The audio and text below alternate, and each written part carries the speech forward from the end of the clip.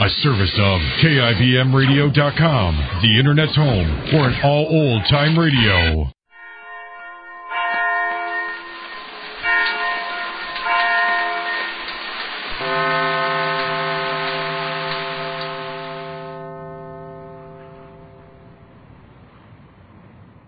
Stand by all stations. Attention, all districts. A 5-alarm fire, 5 bells, move in immediately. That's it. Let's roll. Let's go. Firefighters.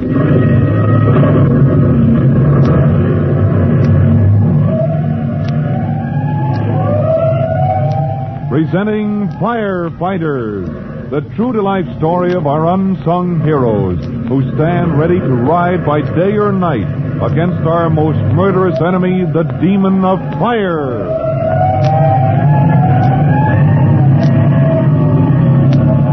In just a minute, we're going to Hangover Hill near the village of Upper Falls. Tim Collins and the Upper Falls Fire Brigade are already on the way because fire has been reported at the schoolhouse on the hilltop. But before we roll to answer this alarm, here's a message for you. Let's go, firefighters. Let's go to Upper Falls, the country district you remember, where Tim Collins, rookie fireman, and his brother Jimmy are visiting their cousin, Ellery Collins, chief of the local volunteer fire brigade. The weather has been so dry that the Upper Falls fire engine cannot fight any blaze with success because the supply of water in the ponds and wells is run low. And just a moment ago, as Tim and Cousin Ellery were examining the equipment in the firehouse, the phone bell rang.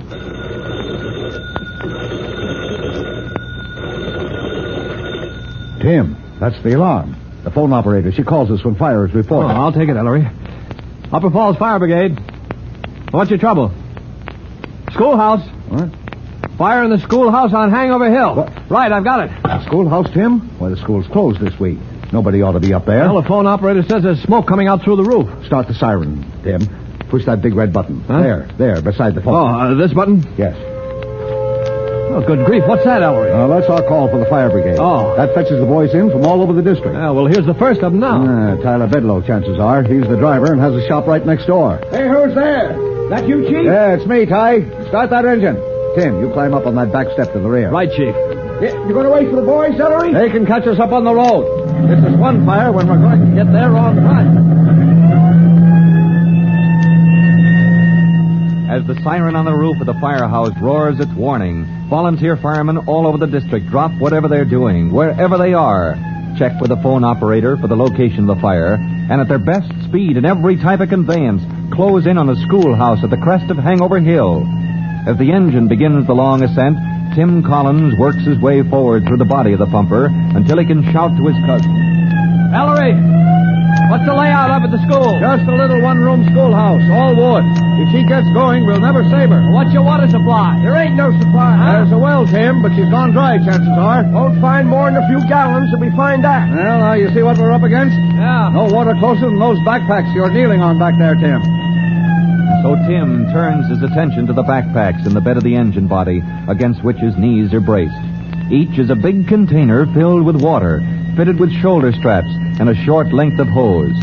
As the engine rolls to a stop in the schoolyard, well, Tim has a plan already formed. Tyler, you drop that suction pipe down that well. Won't do no good, Ellery. You'll do like I say, long as I'm still chief. Okay. You drop that suction pipe. If you find water, have the boys hook up the hose the minute they begin gathering. Tim Collins. Over here, Chief, looking in the school windows. Well, what do you see? Nothing but smoke. Bring the pickaxe, Chief. Here she comes. What's that you got on your back? One of your backpacks, Chief. Well, what do you think you're going to do with that? Well, if these packs carry all the water we have, let's make the most of it. Let's get it on that fire as soon as we can. Oh, you're right, Tim. Yes, I've been so discouraged I'm getting slowed down. Let's get inside. I'll break open the door. All right. Look out, Tim. It's worse than I thought. All right, get out of that smoke, Ellery. Got to get inside. Got to find that fire. I'll go in. That's why I've got this tank of water. Now, you go around the sides of the building, Ellery. Force those windows. Get them open. Smoke's clearing some now. All right. I'll clear the rest out through the windows. But you don't take any chances, Tim. I know what I'm doing. I see the fire, Chief. It's along the far wall, among the books. I'll get the windows open. There, told you so, Chief. That well is as dry as a bone. All right, Ty. We'll get along without well water then. Ain't you going to give any orders? I'll give orders as I see fit, as long as I'm still in command here. You hear that, boys? Stand there letting the schoolhouse burn down, never making a move to save the furniture. Stand where you are, boys. You going to let him stop us? We got money tied up in that school. At least we can save the desk and furnishings. You stand fast where you are, every man jack. There's no call to rush in there, wrecking the schoolhouse. Ellery Collins, are you crazy? No, he isn't crazy, Mr. Bedlow. Hey? Oh, it's you again, eh? Well, naturally, you'll stand up for him. But you don't cut in the ice in Upper Falls, mister. Come on, boys. Oh, wait a minute, boys. You can save yourself the trouble. That fire's out. Yes, sir. Yes, sir, she's out. Cousin Tim here, he took the pack extinguisher and put her out while Tyler Bedlow was palavering. I guess a man's got a right to ask questions. Tonight's volunteer meeting night, and you can ask your questions at the meeting. Now, as long as I'm still chief hereabouts, all hands attention. All right. Long as you're still chief. Oh, don't be as long as you think, maybe. That's enough, Bedlow. Do your duty. All right. I'm listening. All hands, turn to an overhaul. Clean up that mess where the fire was. Let's find out how it started. As the volunteer crew begin to pick over the wreckage of the bookshelves in the schoolhouse, hoping to find a clue to the origin of the fire, Tim Collins draws his cousin aside. I'm going to take a quick trip to the city, Cousin Ellery. What? You're leaving, Tim? I'll be back. I want to see Chief Cody. Oh, Jehoshaphat, I was hoping you'd be at that meeting tonight. Tyler, he's going to collect my scalp if he can. Well, he's just worked up about these fires. If you can show him and the other boys you're on the job, you've got a way to help them knock down these fires, even in a dry season like this. I've been racking my brains over it ever since I was elected chief. Well, don't worry about it anymore. You got some smart idea? I don't want to say until I talk with Chief Cody. Tim, if you can help me out of this hole... I'll see you at the meeting tonight. Now, you keep it going till I get there. All right, Tim, I will. I will if I have to let Tyler Bedlow make speeches for 3 hours on end. Tim slips away from the crowd at the schoolhouse, flags the bus to the city, and in less than an hour he's at the fire department headquarters. When his turn comes to enter the office of the chief... Private Collins reporting, Chief Cody. Collins, what are you doing in town? Well, something to ask you, sir. Well, sit down, boy, sit down. Thank you, sir. I told your brother to have you phone me, Collins. I didn't expect you to report here, not when you're on furlough. Oh, you wanted me to phone, sir? Jimmy didn't give me any message. When I called, he said something about a fire. Said you'd gone to the village, and then there was an alarm pulled. Oh, yes, that's so, Chief. I haven't seen Jimmy since you called. I came here direct from the fire. Another one of those total loss fires, was it? No, sir. This time we knocked it down. How did it happen? From what I hear, any fire out at Upper Falls just makes a clean sweep. Well, for once the engine got there in time, Chief. But the point is, for once there was water. Oh, not much, but just as much as you can carry in a pack extinguisher. One of those backpacks, huh? Yes, what sir. about it? Well, Chief, that set me to thinking. There's nothing wrong with the Upper Falls fire engine. She's a perfectly good pumper. Only she never has any water to pump in this dry weather. So if there's no water handy at the scene of the fire, maybe she ought to bring her own. Is that it? Right, sir. Just as we did with the pack extinguisher. Well, now, Collins, let me tell you what I've been thinking. Along the same line, Chief Cody? Pretty much. Now, you take your own engine here in the city, number 209. Yes, sir. 209 carries a tank of 100 gallons built right into her body. Yeah. Enough to handle any small blaze without hooking up to the hydrant. That's right, Collins. 209 carries her own water, same as the pack extinguisher you were talking about. Oh, yes, sir. But, Chief, 209 is a big new pumper. Upper Falls can't afford any equipment like that. And besides... Besides, 100 gallons wouldn't be enough, considering the start a fire gets in the country before the brigade rolls in. Right, Chief. And that leaves us just where we were. Wondering how to get water to the scene of the fire. I wish I knew how. I think I do. Especially, I wish I knew right now, because I practically promised Cousin Ellery I'd be able to tell him tonight. You see, this time the volunteers are having a meeting, and I think... Chief Cody, what did you say? You heard me, Collins. I think I know how to get water to the scene of any fire in Upper Falls. But what is it? Some new piece of equipment? No, not so new, but maybe unusual. Oh, good grief. You want to see it, Collins? Yes, sir. Well, then get set for a surprise. Down below in the headquarters garage. And you're going to see something so commonplace, you'll kick yourself for not thinking of it first. Well, now, What kind of fire apparatus could solve the problem of getting water to the fire scene in the Upper Falls district? Tim Collins had the right idea, and Chief Cody claims to have found just the right equipment to put that idea to work.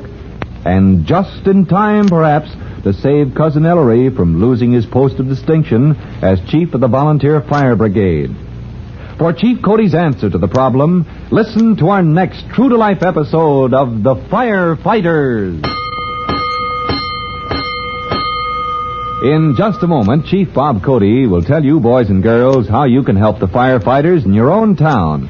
But first, here's a message you ought to hear. And now, Chief Bob Cody with a special notice for the Firefighters Brigade. Chief Cody. Hello, boys and girls. This is your friend, Chief Cody, with a hint about what to do if you ever have to pull an alarm box in case of emergency. Now, remember, the directions for sending that alarm are printed right on the box. But there's one thing you have to remember in addition. Now, when the fire apparatus rolls up, you should be there, standing by, ready to direct the firemen. Now, they have no sure way of locating that fire promptly, unless you tell them where it is. So, if you ever have to pull an alarm, stand by, act as a guide. Save your fire company's time in coming to grips with the situation. All right. That's all, and so long for now. Fire Chief Cody and the young rookie fireman Tim Collins will be back on the same station the next time you hear... That's it. Let's roll.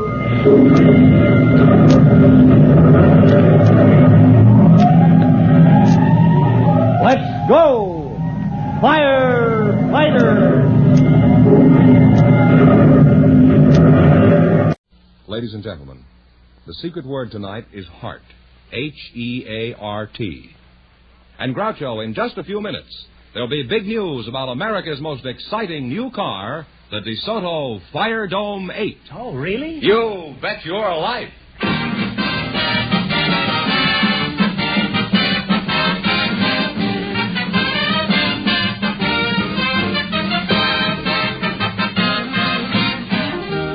More than 3,000 DeSoto Plymouth dealers of America present Groucho Marx in You Bet Your Life, the comedy quiz series produced and transcribed from Hollywood. And here he is, the one, the only... Groucho! That's me, General Marx. My hat's in the ring.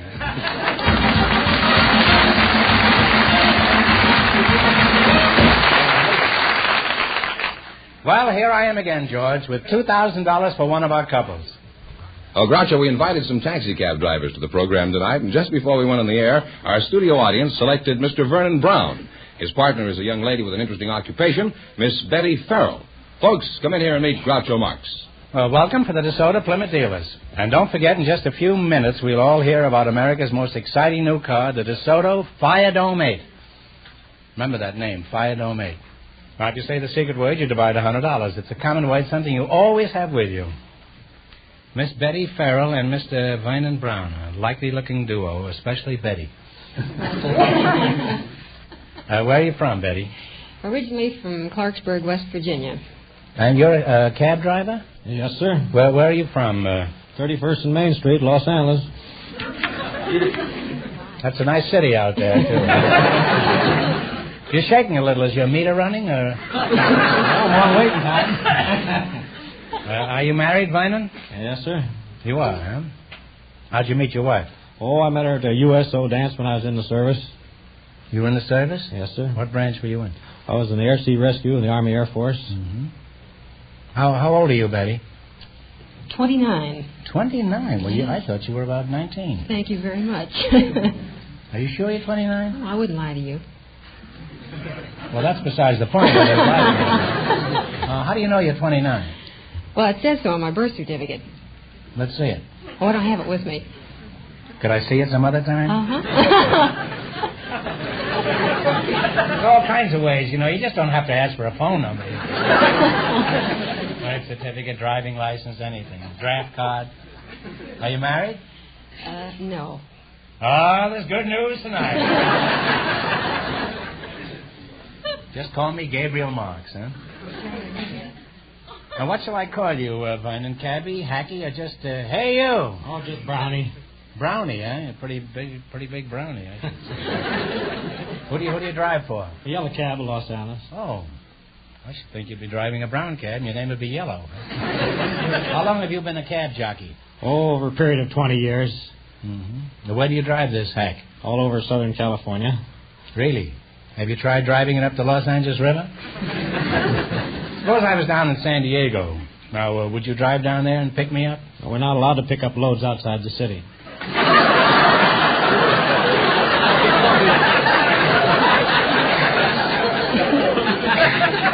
Well, thank you not to regard me as a load. There's no law that says you can't get loaded in San Diego. Just what do you mean by that, Mr. B? Well, each city has their own franchise cab, so we have to pick up our loads in the city of Los Angeles. I see. What hours do you drive your hack? Well, they have different shifts, but I worked 11 to 8 shift days. If you drove it as soda, you wouldn't have to shift. You realize that? Oh, yeah, they're very fine machines. Don't call it a machine, man. It sounds like... What sort of work do you do, Betty? I'm in concert management, Groucho. Oh. Who do you work for? Moss, Heyman, and Wilson. Moss, Heyman, and Wilson? Mm-hmm. What's your position in this outfit? I'm called an executive secretary. By whom? By him. Well, do you do much running in that office? Oh, constantly. I'm like the proverbial fullback, actually. They give me the signals, and then I try and run the plays. Those fellows, Morse, Heyman, and Wilson, must be on the offensive platoon. Well, tell me, Betty, what are your duties besides eluding the Three Stooges? I'll never be able to go back to work after that. You won't have to, Betty. Well, I have some ideas on that subject myself. Well, let's climb back in your cab, Brownie. And tell me, do you enjoy your work, Vernon? I certainly do. That's the only job you can be a little late on, and you're practically your own boss. And if you want to take a little time out for a little extracurricular activities, you can. Why, Vernon? What a racket you've got. You've got the only job in the world where you can pick up a blonde, charge her 20 cents a mile, and then expect a tip. What do you charge for riding in your cab, Vernon? Oh, it's 50 cents for the first drop and 10 cents for each additional 2/5 mile. Wait a minute. You drop your fare and charge him 50 cents? You charge extra for backing up over him? What do you mean by drop? Well, when you get in the cab and sit down, why, we drop the flag. That's 50 cents. Suppose I don't sit down. Suppose I stand up all the time. Give me that. Well, the law won't allow us to take care of you that way. What do you mean? We can't haul you standing up. Not even if I give my seat to a lady? Suppose I prefer standing. What then? You know, I just have to take a bus.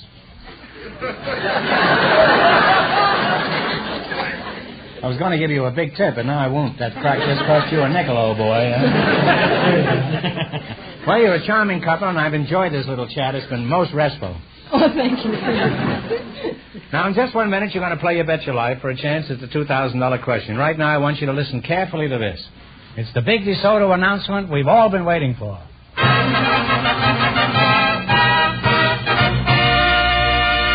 Presenting the most spectacular new car ever built. The DeSoto Fire Dome 8 with the famous 160 horsepower Fire Dome V8 engine. This revolutionary new engine has hemispherical or dome-shaped combustion chambers, a design that gives you more work per unit of fuel. And that means the DeSoto Fire Dome 8, operating on regular gasoline, actually outperforms other cars using premium fuels. It means when you get behind the wheel of the exciting new DeSoto Fire Dome 8, you get instant acceleration. You go from a standing start to cruising speeds in a matter of brief seconds.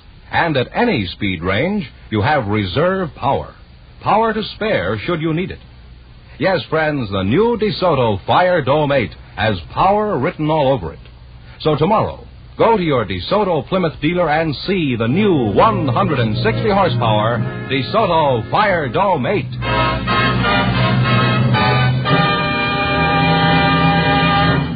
All right, now let's see how you work together as a team. George? You bet as much of your $20 as you want on each of 4 questions, and the couple that earns the most money gets a chance at the $2,000 DeSoto Plymouth question later in the show. All right, here we go. Let's see how high I can build you $20. You selected familiar sections of cities. Here's your first question. How much of the 20 will you try? 19. 19? You don't even consult this with Betty, huh? You know, they always tell me men handle the money, so I'll just go along with it. Not in my book. In what city do you find Greenwich Village? New York. New York is right. You're on your way. You have $39. Remember, you're going for $2,000 tonight. Now, how much of the $39 will you bet on your second question? 38. 38. In what American city do you find the Basin Street section? New Orleans. New Orleans is right. You now have $77. How much you going to bet? 76. 76. Here's your third question. $76. In what city do you find the Nob Hill section? San Francisco. San Francisco is right. You now have climbed to $153. And here's your last chance to be the other couples. How much are you going to go for? 152. Okay. In what city do you find the Loop? Chicago. Chicago is right. And look at that, kid. You wind up with $305. Thanks and good luck to the DeSoto Plymouth dealers.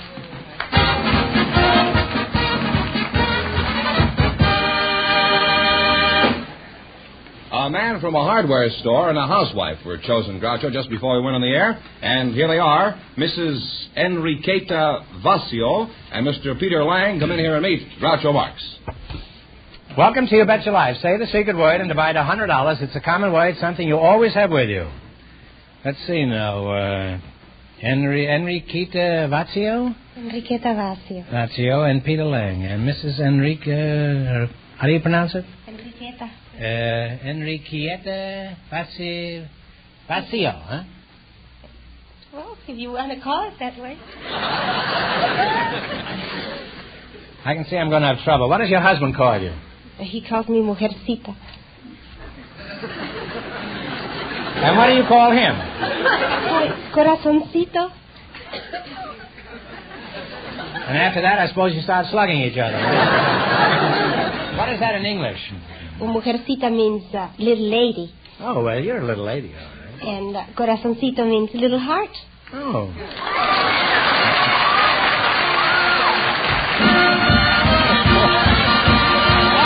Heart's the secret word.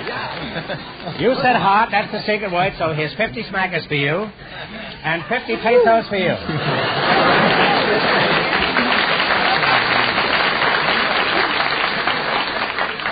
Now, what do those names mean in English? One means little heart, and what does the other one mean? Little club? Well, I found a new definition for the heart. Oh, 50 smackers, huh?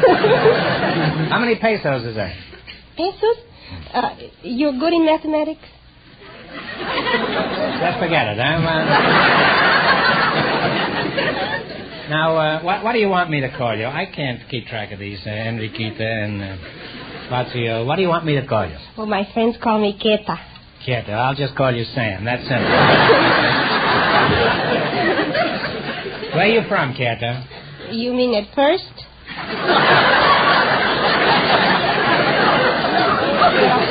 Where are you from generally? Let's put it on that. I was born in El Paso, Texas. In El Paso, Texas? See? Now, your name is Peter. That I can pronounce, huh?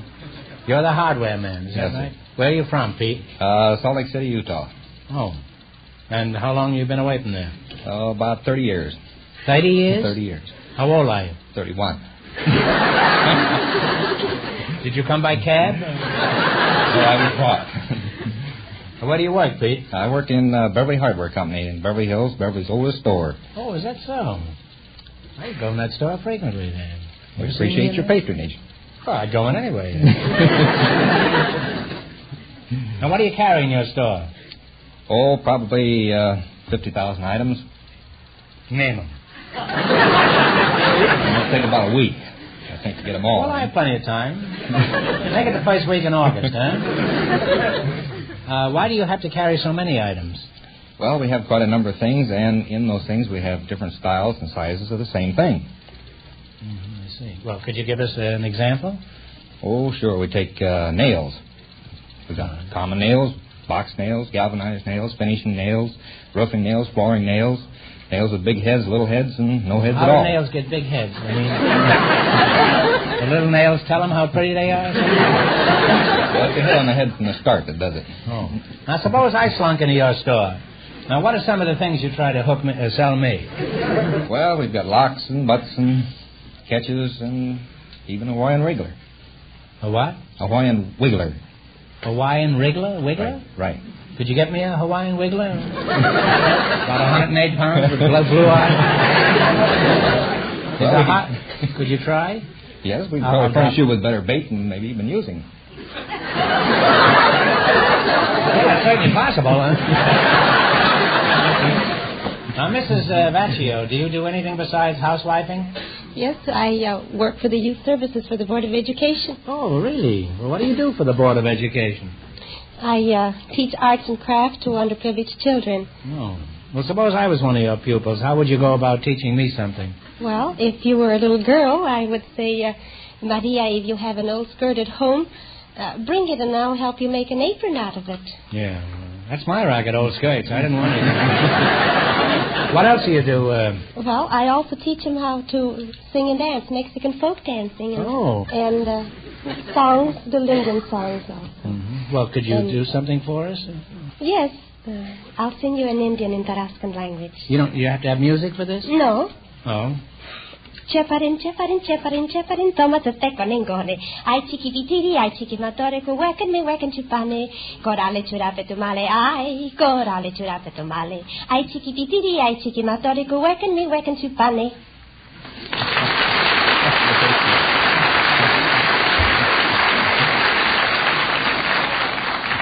That was very pretty. Now, what does it mean in English? Oh, I don't know. Well, that gives us something in common. You don't know what you're singing, and I don't know what I'm talking about. Well, I must say this has been very educational. And if you want an education, ask your dealer to show the new DeSoto Fire Dome 8. Now you're going to play You Bet Your Life. You beat our other couples, and you'll get a chance at the $2,000 question. I can't tell you how much you have to win, but George is going to remind our listeners.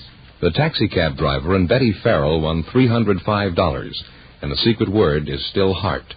Here we go. Let's see how high I can build you $20. You selected music through the years as your category. Here's your first question. How much of the 20 will you risk? 15. 15? This song was popular at the turn of the century. Give me the title.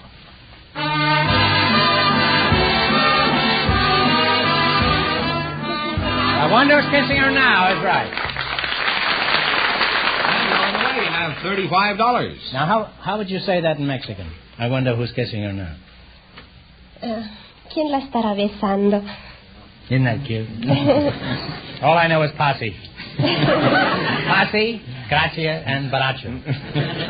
What's baracho? Drunk. All right, you're going in for $2,000 tonight. Now, how much of the 2,000? How much of the 35? How much of the 35? I got Fenneman blood in me. I forgot to say.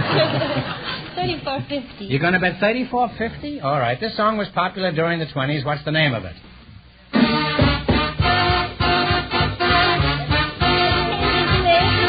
Changes made is right. You're really climbing. You have $69.50. Here's your third question. How much of the $59.60 will you bet? $69.50. Oh, yes. How much of this $59.60 will you bet? Oh, for $69.50. Yeah. Oh. Let's see, $69.50. You're going to bet how much? 69? 68. 68. Hello, it says. 68 what? $68. $68. Okay. The late Mildred Bailey helped popularize this song of the 30s. Give me the title.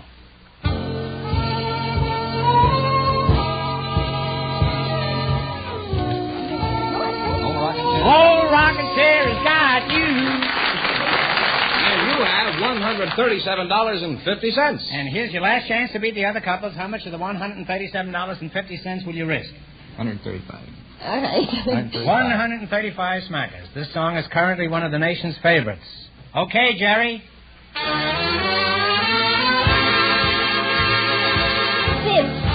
is right. Put it there. And you wind up with $272.50. Thanks and good luck from the DeSoto Plymouth dealer. Thank you.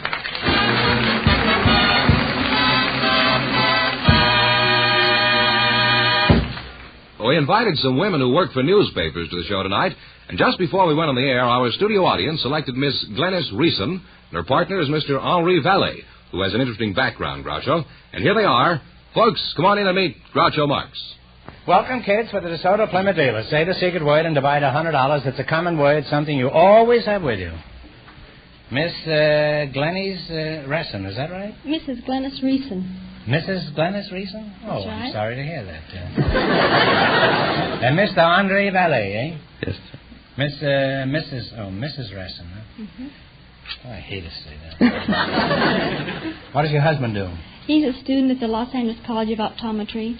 Oh, but he can't see his hand before his face, huh? How long did you go together before you married him? About a year.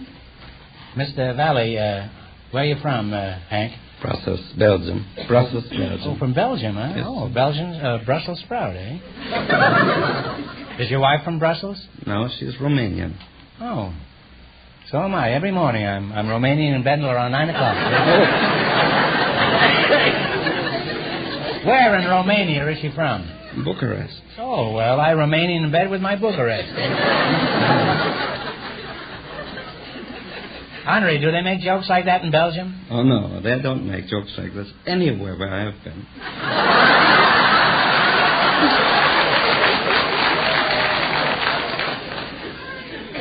Well, just where have you been? I have been in 32 countries. Have you ever been in Nome, Alaska? No, I haven't. Well, it happens that's the most popular joke in Nome, Alaska. They like 'em cold up there. And in the future, I'll thank you never to mention Romania again. Let's see now. What sort of work do you do, Glennis? I'm in the classified department at the Santa Monica Outlook. Oh, well, apparently I've been reading the wrong columns. Occasionally I do look through the classified ads. They always seem to have a man looking for a rich widow. Or a woman looking for a rich husband. Do you you carry ads like that? Oh, once in a while. Mm-hmm. Do you help these people write their own ads? Yes, part of my job is to frame the ad. I don't want to frame the ad. I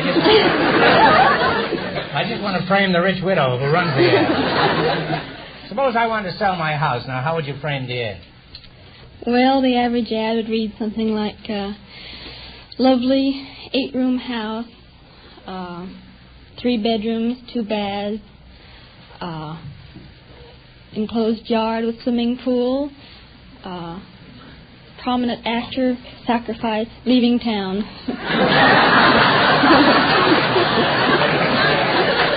Does it say why I'm leaving town? Say, that ad sounds pretty good. I'll buy that place as soon as I get rid of the dump I'm living in now. Suppose I was looking for a rich young spinster. How would I advertise for that? Well, you'd simply describe yourself and describe the girl you're interested in. And you'd expect that to get results? Good hope. I think it would be better if I just described the kind of girl I'm interested in. If I described myself, people would think I was selling a second-hand lawnmower. In fact, I was a gay blade at one time. Well, help me out with my ad. Now, how would you frame it? Well, I'd say something like, eligible bachelor, well-groomed, diversified interests, desire to meet rich, attractive widow, object matrimony. I didn't think that would do it. How about active, cultured gentleman looking for a 105-year-old heiress? Must have bad cough. Object money.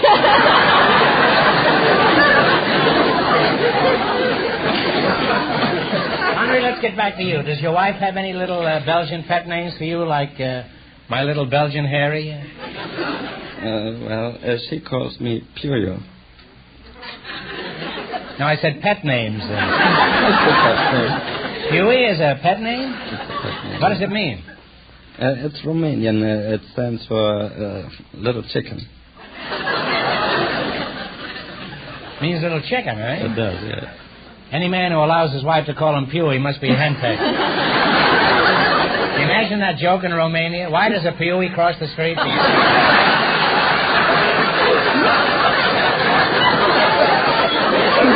he complains about my jokes. That's a joke. Well, Henri, I've kidded you, but frankly, you're a nice fellow, and I've enjoyed chatting with you. Isn't he a nice fellow? Very nice. Well, she's a lovely girl. I think I'm very fortunate. Well, I think the three of us will be very happy. Now you're going to play You Bet Your Life for a chance at the $2,000. You run your $20 no more than the other couples. I can't tell you how much you have to win, but George is going to remind our listeners. The taxicab driver and Betty Farrell still lead with $305. And the secret word is heart. All right, here we go. Let's see how I can build you $20. You selected famous men of foreign countries. Here's your first question. How much will you bet? $19. $19, all right. Paul von Hindenburg was the general of what country? Germany. Germany is right. You have $39. Remember, you're going for $2,000 tonight. How much of the $39 will you try now? 38. 38. What nationality was the violin maker Stradivari? Italian. Italian is right. You now have $77. Here's your third question. How much of the 77? 76. 76.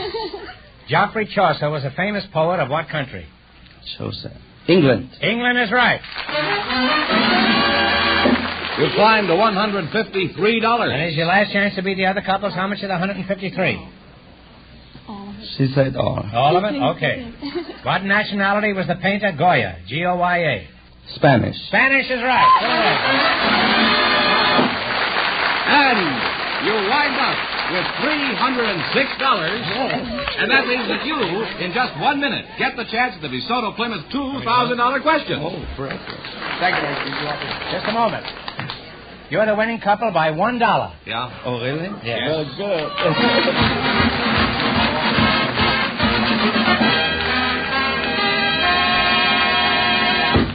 Now let's learn more about the spectacular new DeSoto Fire Dome 8. Do you feel like an India rubber man after twisting and turning the steering wheel and shifting backward and forward to wedge your car into a narrow parking space? Then, brother, we've got news for you. Parking's no longer a problem. It's a cinch with sensational new DeSoto power steering. To turn the steering wheel, it takes actually as little effort as dialing a phone. That's right, with only one finger. Even when the car is at a standstill, you can turn the wheels easily, thanks to DeSoto power steering, one of the most remarkable milestones in automotive history. By an ingenious hydraulic system, power steering on the new DeSoto not only takes the hard work out of parking, but on the highway it makes your control of the car easier, safer, with less road shock. No matter how bad the road, DeSoto power steering lets you literally steer almost without effort. And friends, power steering is only one of the many great features that are yours to enjoy in the new DeSoto Fire Dome 8. See it. Drive it. Now at your DeSoto Plymouth dealers. And here comes the winning couple, Groucho. Mr. Valley and the girl from the newspaper all set for the DeSoto Plymouth $2,000 question. All right, here we go for $2,000. I'll give you 15 seconds to decide on a single answer between you, and think carefully, and please no help from the audience. Here it is. The capital of Tibet is a mysterious city surrounded by great mountains. It is the center of Buddhism and the home of the Dalai Lama. It's been in the news from time to time ever since you can remember. For $2,000, what is the name of this forbidden city, the capital of Tibet? Lhasa. Lhasa is right. What about this?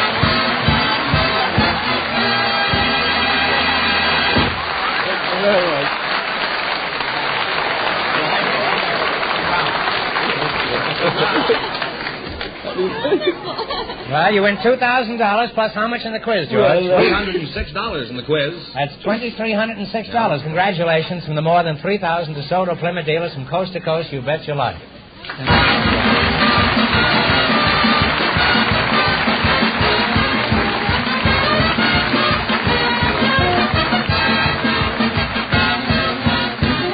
Be sure to tune in again next Wednesday night at the same time for the Groucho Marx Show, when the big question will be worth $1,000. And don't miss Groucho's television show, also presented by the DeSoto Plymouth Dealers of America. And remember, all dealers who sell DeSoto also sell Plymouth. Two great cars, both products of the Chrysler Corporation. And when you drive in, tell them Groucho sent you. Good night, folks, and remember, see the DeSoto Fire Dome 8 tomorrow.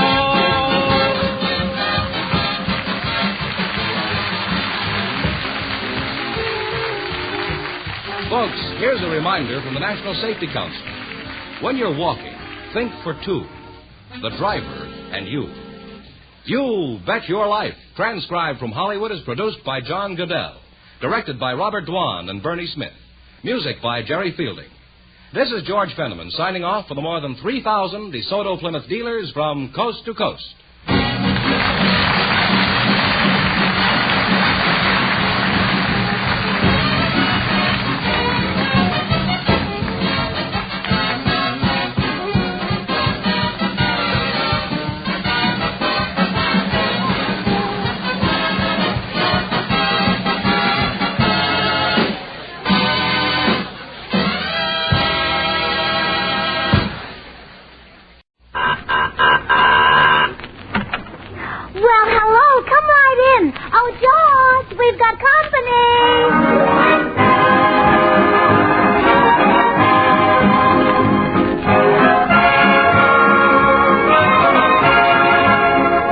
Good evening, this is Bill Goodwin.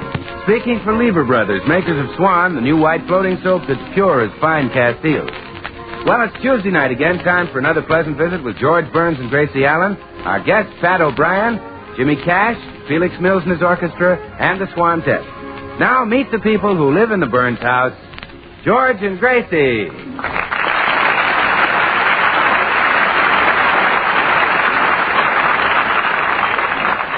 Well, it's morning at the Burns house, and George is upstairs getting dressed to go to the office. Gracie is in the living room talking to Miss Pringle, a spinster from New England who recently moved in next door. Where's that precious husband of yours? Still in bed at this hour? Oh, no, George is up. He gets up early. Early? Huh. In New England, I get up with the chickens. Go to bed with them, too. My goodness, don't the feathers tickle you? Your husband's just like all Californians. Lazy. Oh. Well, don't you like California? No, don't. What's the matter with it? Too far west. Oh, I'm sorry you don't like it here. Why did I ever leave New England? Yeah, why did you leave New England? Had to. Why? Despised it. Oh, I see. Oh, good morning, dear. Well, Miss Pringle. And how are you today? Huh. I had very short talks with her. George, I think I'll go downtown with you this morning. I want to buy some nightgowns. You've got dozens of them already. But, George, this is a sale. And besides, nightgowns wear out faster at this time of the year. The nights are getting longer.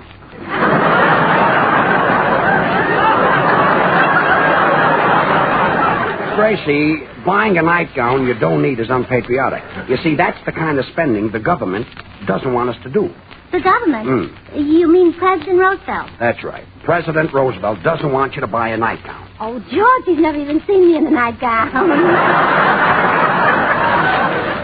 Gracie, what I'm trying to say is this. Everything is scarce now, hard to get. When you buy something, you make it even scarcer and boost the price. The way to keep prices down is to buy only what you absolutely need. Get it? Well, I think so. Look, Gracie, take what you would put into a nightgown and put it in the bank. Oh, silly boy.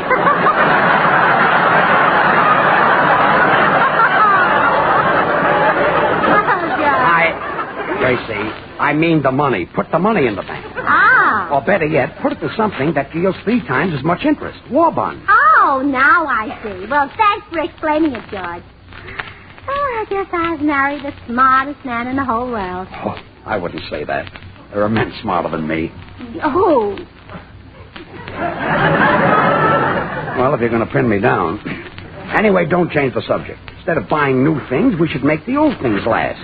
Look, where do we keep our old clothes? Right here in this hall closet. I'll bet we can still use some of this stuff. What's this? Oh, this is my wedding gown. Oh, sure. Kept it out of sentiment, huh? Uh-huh. I kept the full dress suit I wore, too. I know. The fellow you rented from still keeps calling. What's this over here? Oh, that's what Mama gave us for our last anniversary. Oh, really? Yeah, beautiful, isn't it? Yeah. Bet they don't build them like this anymore. I guess not. What do you suppose it is? I don't know. I hope she tells us one of these days. Yeah, that would be nice. What's in the box? Oh, sentimental souvenirs of my girlhood days. Everything in this box has a tender significance. For instance, this piece of cactus. What's tender about a piece of cactus? Oh, it taught me the meaning of love. It was in a high school picnic, and Joe Sweeney was my date. For 2 hours, he held me on his lap, and he didn't even know he was sitting on that cactus. Must have been a tender memory for Joe. Oh, sure. Oh, and look at this. The first bottle of perfume I ever bought.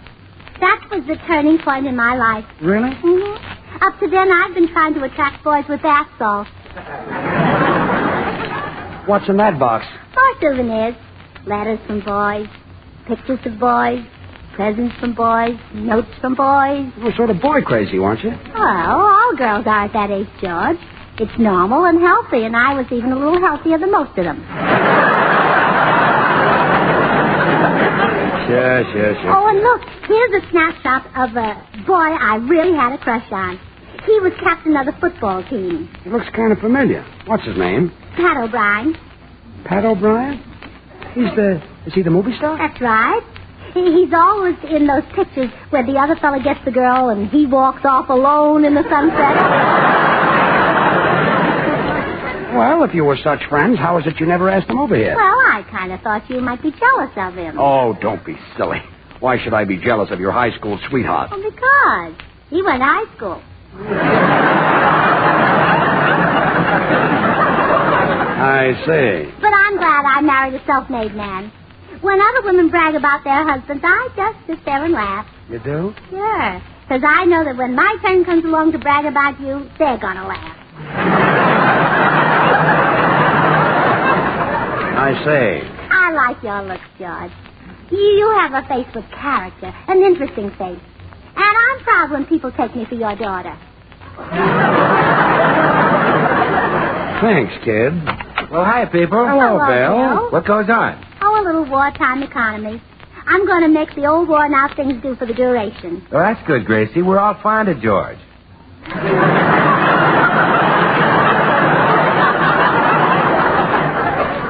Bill, would you like to go steady? Oh, and look what I just found in the closet, Bill. A picture of Pat O'Brien and me, taken when he was captain of our high school football team. Gee, Gracie, that reminds me of my football days.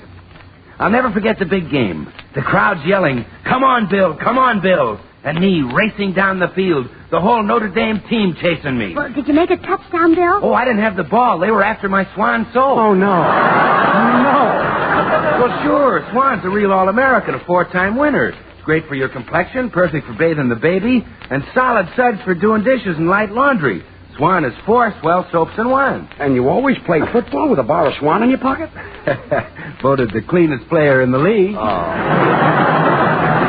Where was this, Bill? In college, Gracie.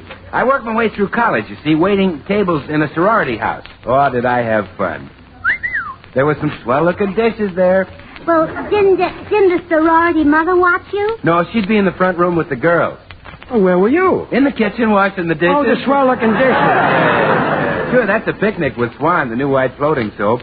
Swan gives you a dishpan full of suds. And look at my hands. They don't get rough and red with Swan. Swan's so mild it helps protect your hands, gives them a beauty treatment. Well, I'm going to the office. Want to share a strap on the bus with me, Bill? No, George. I think I'll stay here and tell Gracie what a great wartime buy Swan soap is. Yeah, do that. She never heard about Swan. Goodbye. Bye. Well, I'm going to call Pat O'Brien and invite him over. He'll get a kick out of seeing his picture. Yeah. And he'll get along beautifully with George, too. 2 rugged out-of-door men. Well, now, wait a minute, Gracie. What's rugged about George? Well, he's a great hunter and trapper. Really? Oh, sure.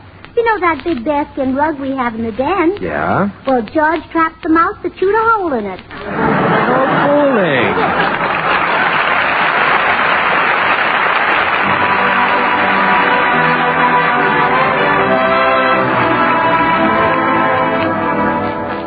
The Swantet joins our popular young tenor, Jimmy Cash, in a ballad that's truly heavenly music.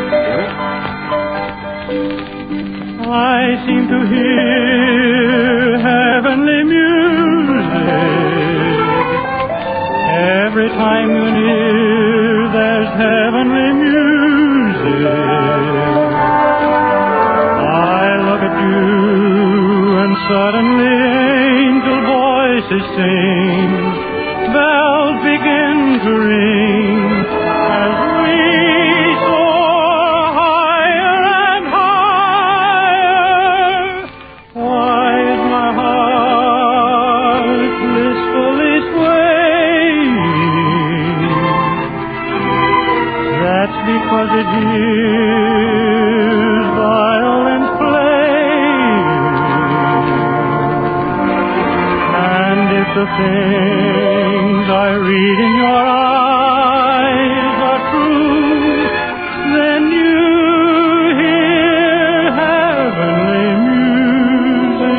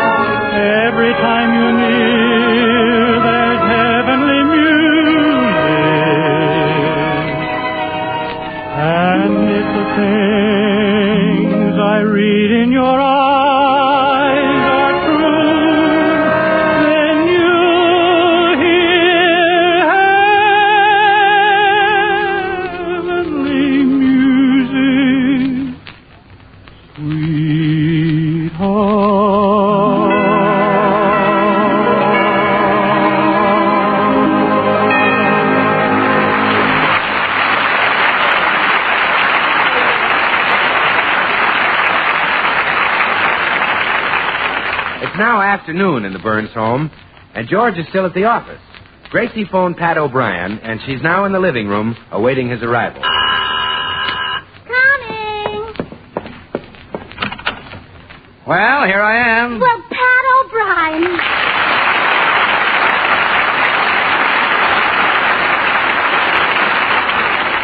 Don't move. Don't move. Just stand there a minute and let me look at you. Like this?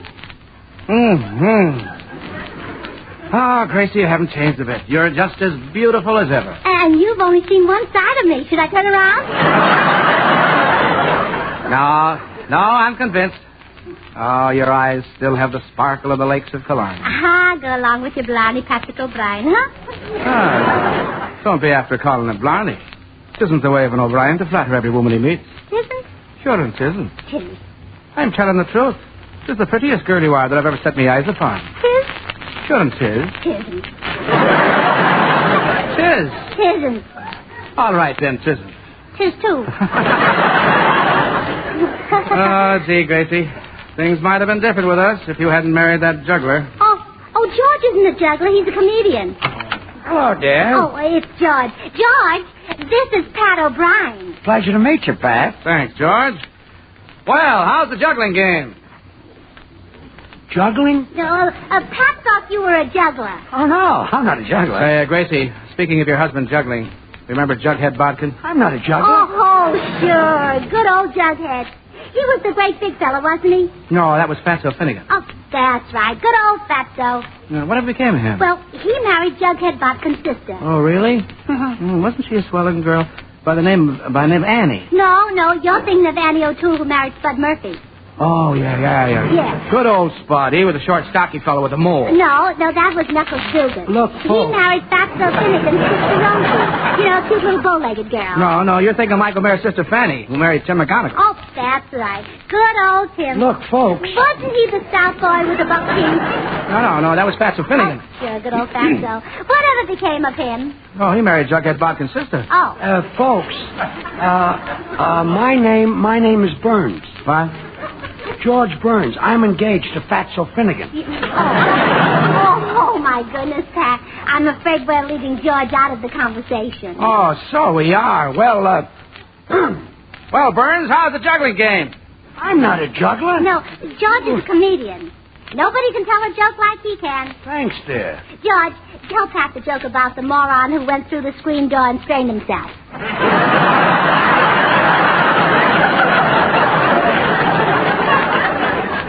Tell it? You... Go ahead, tell it, dear. A moron went through a screen door and strained himself. You don't juggle at all, huh? No. Say, Pat, you know who George reminds me of? Millie Rhyme. Wasn't she a circus? Yeah. Oh, yeah. Remember what she said to the street cleaner the time he asked her for a kiss? Oh, how can I do? What did she say? I thought I died. Oh, I never heard anything so funny in my life. What did she say? I think it was the best crack Millie ever made. What did she say? She said, yeah. Oh, I forget. What did she say, Pat? I don't remember either. Oh, but George, I wish you could have been there. I wish I were there now. Oh, my goodness, Pat. I'm afraid we're leaving George out of the conversation. Oh, so we are. Well, Burns, how's the juggling game? Look, I'm not a juggler. Isn't it a small world, Gracie? Millie married a juggler, too. Oh, no, she married Timmy Conley. Oh, I thought he married Katie McDonald. Oh, no, Katie married Pat Houlihan. Anybody know Sam Newman?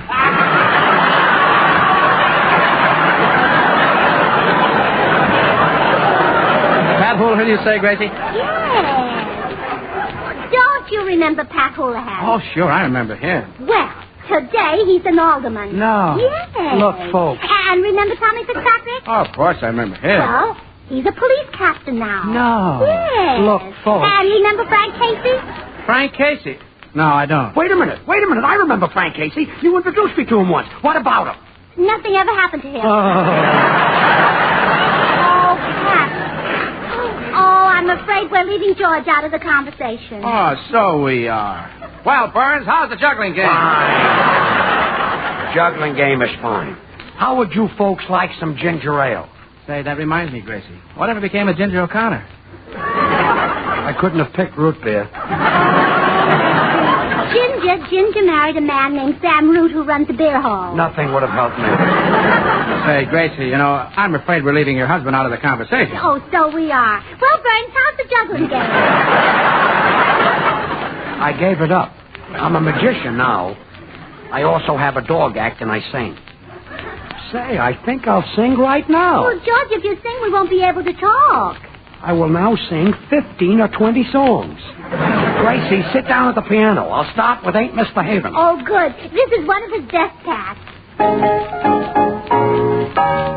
Ain't misbehaving all by myself. Ain't misbehaving, I'm happy on the shelf. Pat, remember this? No. With the toots and the flutes and the twiddle on the fiddle, oh, hopping on the middle like a heron on the griddle, oh, up and down, hands about, crossing to the wall, oh, happy is the gaiety of till the fluters ball. Ain't misbehaving all by myself. Ain't misbehaving, I'm happy on the shelf. Oh, Pat, remember this? If you would like to see the heights of hospitality, the kind of way. Ain't misbehaving all by myself. Ain't misbehaving, I'm happy on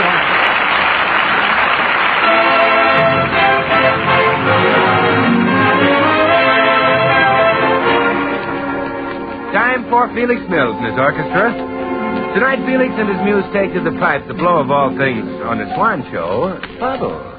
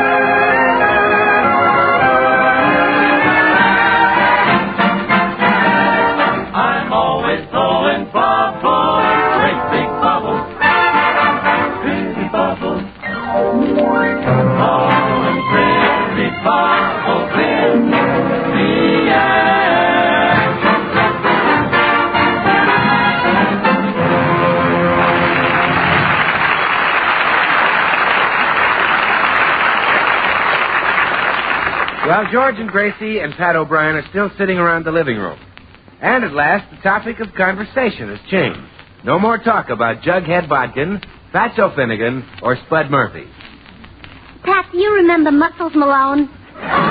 Sure, good old Muscles. Oh, there was a real football player, the greatest our school ever had. Oh, no, Pat, you were the greatest. No, Muscles was the greatest. No, you were the greatest. I used to play football. No, Muscles was the greatest. Oh, what a tackler that boy was. I was a pretty good tackler. And how he could run interference. I'll never forget the day I carried the ball and he knocked down every man between me and the goal. Yeah, and one of them was the referee.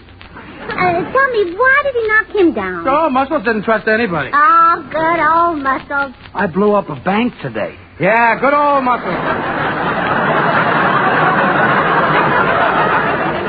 Shot the cashier. Well, what did you say, dear?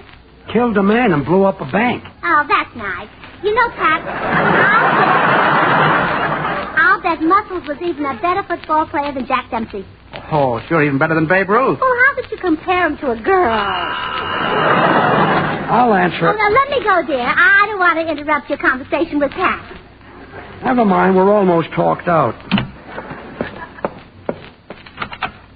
Oh, hello, Miss Pringle. Where's your wife? Want to borrow a cup of vinegar? She's inside talking to Pat O'Brien, the movie actor. Don't like movie actors. Use paint and powder. Sissies.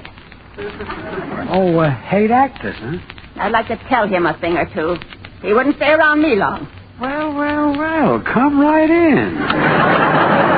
Oh, hello, Miss Pringle. Oh, I'd like you to meet Mr. Pat O'Brien. Huh. I'm glad to know you, too. Miss Burns, I want to borrow a cup of vinegar. Well, of course, Miss Pringle. I'll give you the whole bottle, and you can drink as much as you like. Don't drink it. Use it for salad dressing. You know, I'll bet you make a mighty delicious salad, Miss Pringle. When I want your opinion, I'll ask for it. Sissy. Huh? What's that? She hates actors, don't you, Miss Pringle? I don't like your type either.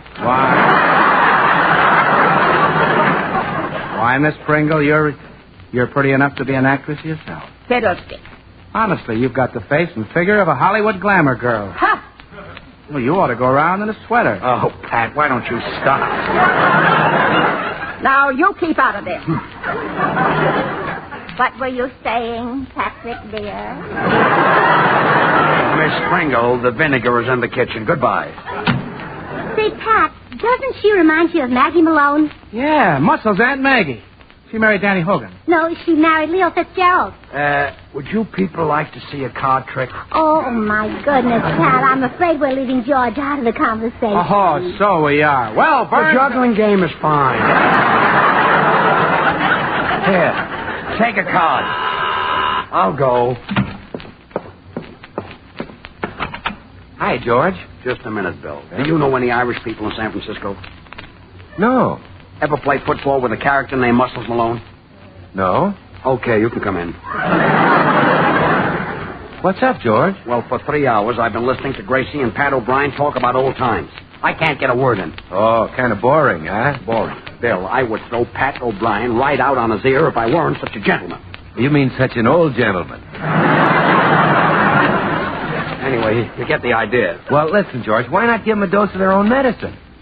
You mean you and me? Well, sure, what else? We'll carry on a conversation and leave them out of it. That'll cure them. Swell. What do we talk about? Well, you just say to me, what do you hear from Myrtle? And I'll take it from there. Myrtle? Yeah, she's a little red-headed riveter I was out with last night. We'll talk about her. A defense work? Well, it worked pretty well last night. Oh, you mean the riveting? Oh. Yes, the riveting, yes. Well, okay, come on, Bill. Now, my cue is, what do you hear from Myrtle? What do you hear from Myrtle? Right. Yeah. Oh, hello, Bill. Do you know Pat O'Brien? Oh, sure. Hello, Pat. Hello, Bill. Bill, what do you hear from Myrtle? Myrtle, the riveter? Well, I'll tell you, George. Say, Bill, don't you sell Swan soap? Well, yeah. Do you use it, Pat? Sure. Don't say. Sure I do. Gracie, Pat uses Swan soap. No. Yeah. Bill, what do you hear from Myrtle? Pat.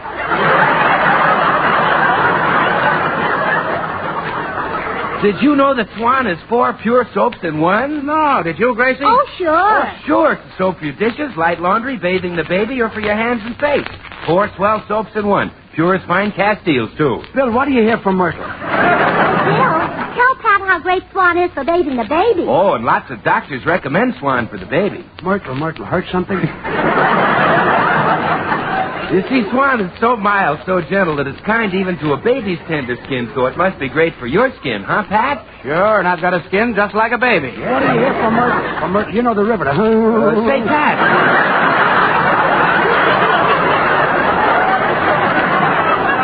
Pat, old man, did I tell you that Swan, the new white floating soap, breaks in two so you can use half in the kitchen for dishes and cleaning and half in the bathroom for your tub or shower? No. Well, you can. Well, isn't it a small world? Yeah. All right, now.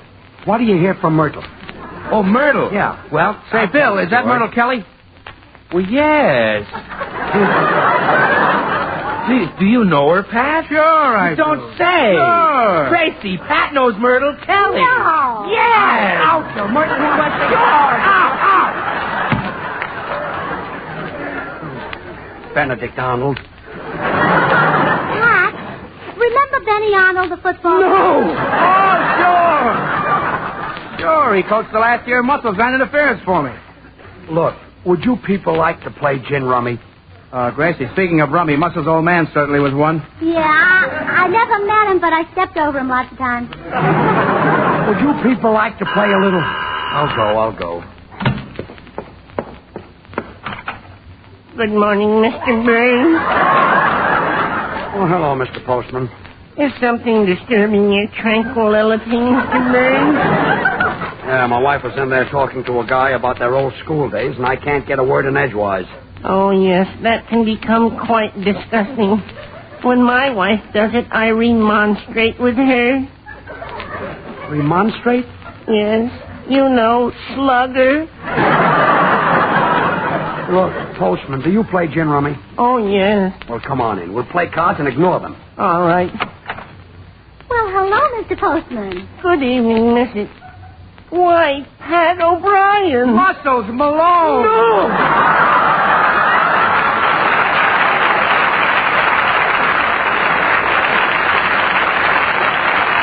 Well, George and Grace will be back in a second. Meanwhile, I'd like to remind you that just because you do your own housework and have your hands in soap and water a good deal, that's no reason why you can't have soft, lovely hands. Just make sure the soap you use is a mild soap. Or, I should say, make sure the soap you use is Swan. And Swan gives you loads of mild, gentle suds. Suds that are really kind to your hands.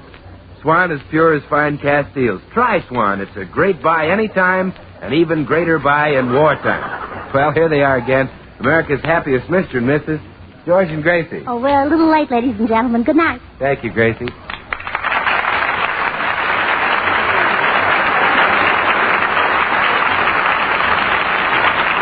Tonight's guest, Pat O'Brien, will be seen starring in the RKO picture, The Iron Major.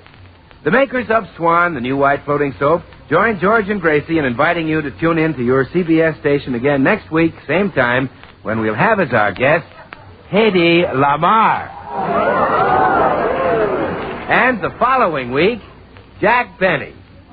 Remember, George Burns and Gracie Allen, CBS next Tuesday night. And now, until next week, this is Bill Goodwin saying, well, I, Swan, how about you? Good night. Your ration points go farther, go further, go farther. Your ration points go farther, further when you're cooking with Spry. Yes, ma'am. Spry is the shortening that gives lighter cakes, crispy, digestible fried foods, mouth-melting pastry. Cook the Spry way. See those ration points stretch. It's so easy to remember and know what I buy. Just tell your grocer, I want Spry. This is the Columbia Broadcasting System. Say, Amos, this seems like Sunday. It is Sunday. You see, Andy, we is on the radio now every Sunday on CBS for Rinso. That's right. Rinso, the new Rinso with Solium, brings you the Amos and Andy Show.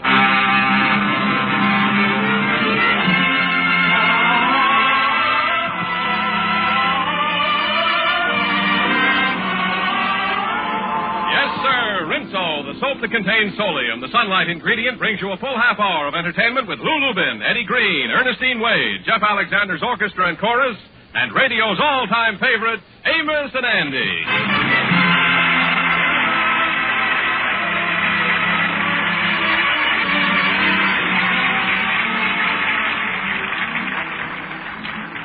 And now, Lever Brothers Company, the makers of Rinso, invite you to sit back, relax, and enjoy Amos and Andy.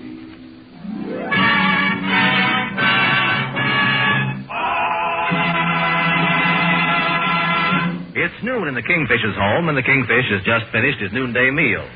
Breakfast. George, dear, I opened the letter that come this morning, and when I seen it was from my brother Leroy, it sure was a surprise to me. Mary, that's a surprise to me, too, honey. Didn't know your brother could write. Now, don't be nasty, George. You know that Leroy went to night school and learned how to write 10 years ago. Oh, yeah, now I remember. The year he learned to write, we sent him a pencil for his 35th birthday. Leroy might not be so smart about other things, George, but he's got a mechanical mind. Yeah, what is old Cogwheel here trying to invent now? Well, he's saying in the letter that he's coming here to New York to pay us a little visit. Well, I ain't going to let a man come up here like that and lay around my house. Your house? George Stevens, this is no more your house than it is mine. It ain't, huh? Who does the landlord send the eviction notices to? You men make me sick. You ain't nothing but a bunch of loafers, and that's why you find more women wearing the pants in the family nowadays. Yeah, I see them wearing them on the street, and if they know how they looked in them, they take them off, too.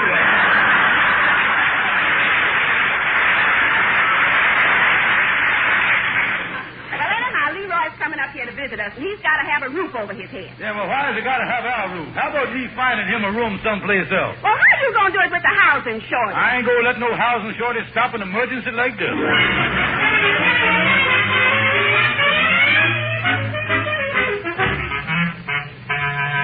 Come in, Kingfish. Well, Brother Andy, I was surprised to find you, and I thought you'd be out looking for a roommate. Yeah, well, I was, looking for a roommate.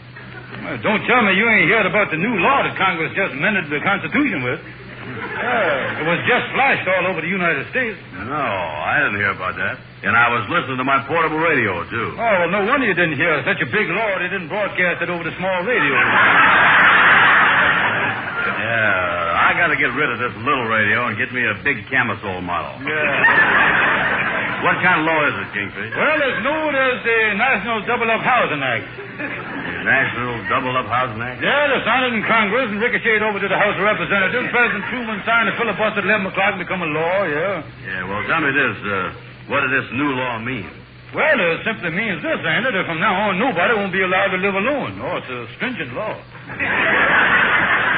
You mean that a bachelor has got to go out and get married? Oh, no, the law ain't that drastic. It means that he got to double up and share his room with somebody. That's what it means. Well, say, that law hits me, don't it? Oh, it affects everybody in every place. From now on, even the jails is going to put in at least 2 men together in solitary confinement. Oh. Well, I wonder why Congress passed a law like that. Why? To combat the housing shortage. Do you realize, Anna, that millions of people in this country have got a very slim chance of getting a place to live unless you was a veteran? A veteran's different, huh? Yeah, in that case, you ain't got no chance at all. Yeah, well, I guess I got to find me a congealed roommate somewhere. Come to think of it, Andy, Sapphire's brother Leroy is in town. Maybe I could get him for you. Ain't no use to take a stranger because Leroy's all broke in. He fit in there good. Now, wait a minute. Look here, Kingfish. I don't believe Congress passed no law like that, and I ain't doubling up with Leroy and nobody else. Okay, Andy, but don't blame me if your name goes down in history as a traitor. Traitor? Yeah, the Bennett Drip Arnold of the housing shortage.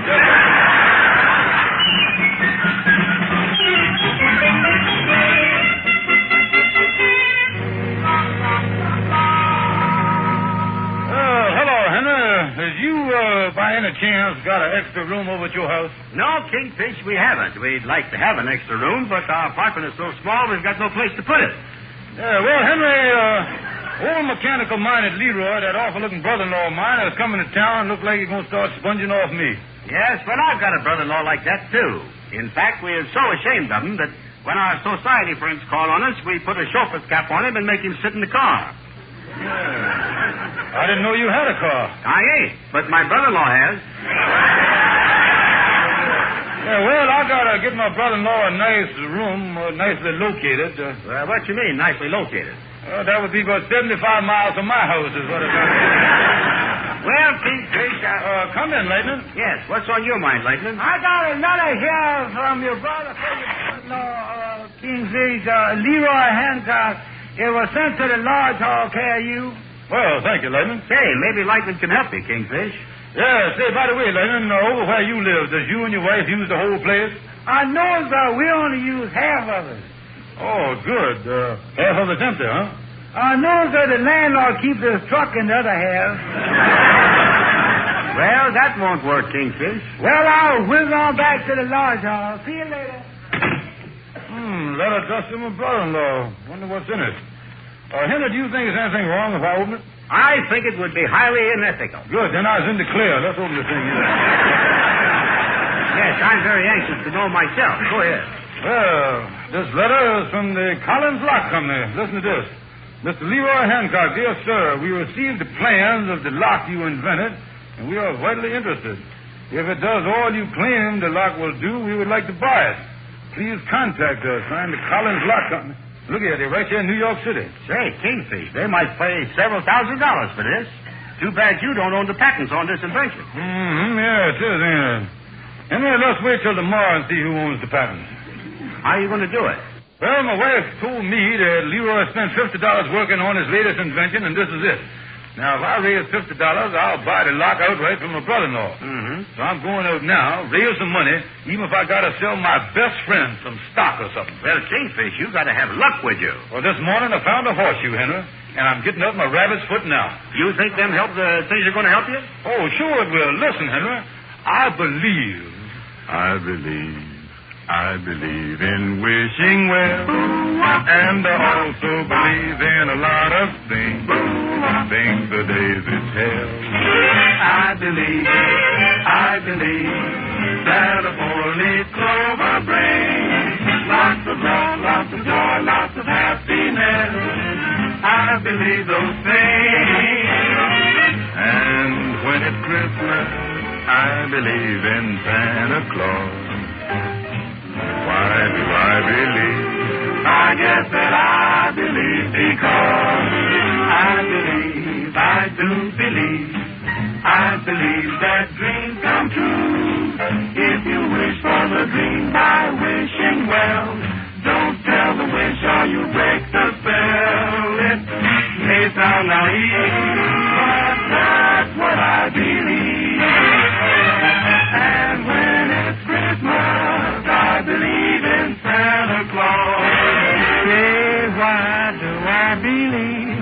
I guess that I believe because I believe that dreams come true. If you wish for the dream by wishing well, don't tell the wish and break the spell.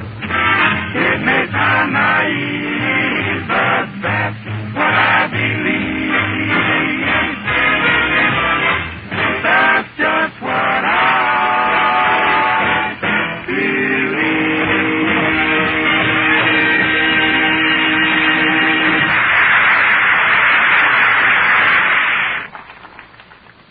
You know, we have a playroom in our cellar where I have my workshop and the kids keep their toys. But once a week, it's reserved strictly for Mrs. Lake. On wash day, if it rains, or if it even looks like rain, that's where she hangs the wash. That's where it dries with that beautiful new Rinso brilliance. Yes, even if they're dried indoors, Rinso-washed white clothes turn out whiter than new, and gay washable colors even brighter than brand new. Now, it's because new Rinso contains Solium, the amazing scientific sunlight ingredient. Rain or shine, Rinso gives you a wash not just whiter, but whiter than new. And not just brighter, but brighter than brand new. Even yellowed and grayed clothes come whiter than brand new. Now, you better try Rinso yourself. I'm sure you're going to say new Rinso with Solium gives all your wash a brilliance and beauty you've never seen before. New Rinso is safe for clothes, so kind to hands. Ask the man at your store for new Rinso with Solium.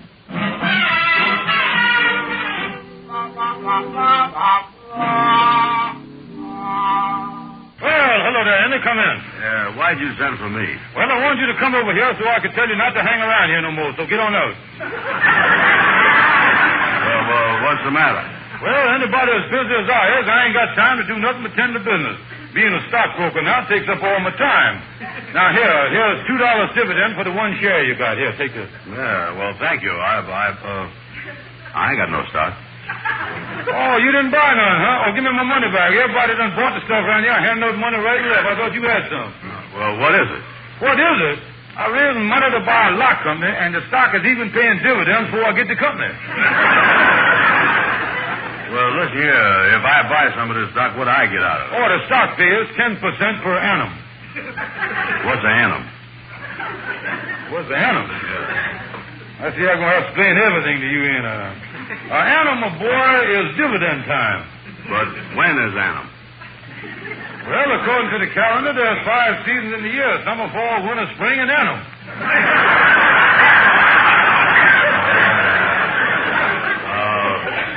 Annum come after spring, huh? Yeah, you see, spring is May and summer is June. And annum's right in between there, so you're heading right into it now. That's why you're going right there. Yeah, well, what happens in annum? Well, in the fall of the year, the leaves fall, and the winter, the snow falls, and the spring, the rain falls, and in annum, the dividends fall. Well, is this stock safe? Oh, now, that's the feature of the whole deal, Andy. You see, the wise millionaires, Andy, it's got an old saying. Buy stock, put it away, and forget about it. Yeah. Well, this is one stock. If you buy, I guarantee that everybody's going to forget about it, see? Yeah, well, it sounds good, all right. Oh, I'm having some gold certificates printed at the Fort Knox Printing Company as soon as they send them over. You'll be here in a minute. Yeah, well, the stock you got there sounds good. Would you take some of your old IOUs for some of the stock? I consider that a personal insult to class my IOUs with this stock. Yeah, well, in the first place, Kingfish, I was broke. You're broke, huh? Yeah, flat. Well, then I'm going to take my cards off the table and put them on the floor and tell you something. That's What you going to tell me? What's that? That crazy brother-in-law of mine, Leroy Hancock, has got a mechanic mind. Now, he done invented a secret lock. And there's a lock company in town that wants to buy it by the name of Collins. Yeah, well, what about it? Well, now, he don't know this company's after. So I want to raise about $50 so I can buy the lock from him and sell it to this Collins company for $2,000-3,000. Now, maybe you could help me raise money. I'll give you 10% of what you raise. It's a deal. I'll try to raise some. Yeah, who you going to see? Well, if I could find some sucker that was dumb enough to put up $50 for this stock, the rest will be duck soup. Hi, fellas. The duck just flew in. Hello, Amos. Andy, it's been one of the best investments I ever made in my life. And, Brother Andy, I want to personally thank you for letting me in on it. So long, fellas. What is that the Kingfisher's talking about? Oh, yeah, I know. Sit down, Amos, sit down. Yeah, what's going on? Well, I'll start from the beginning, Amos. I'm glad you dropped over here, because I am so busy that me and you can't hang around here no more. What is that again, Amos? You know the 4 seasons of the year, don't you, Amos? Yeah, spring, summer, fall, and winter. There's another one there somewhere. Let me think. Think hard, Amos. Well, what is it? I don't know but 4, Amos. It rains in the winter, snows in the summer, the leaves drop off, what is that other season? I got it. Fort Knox.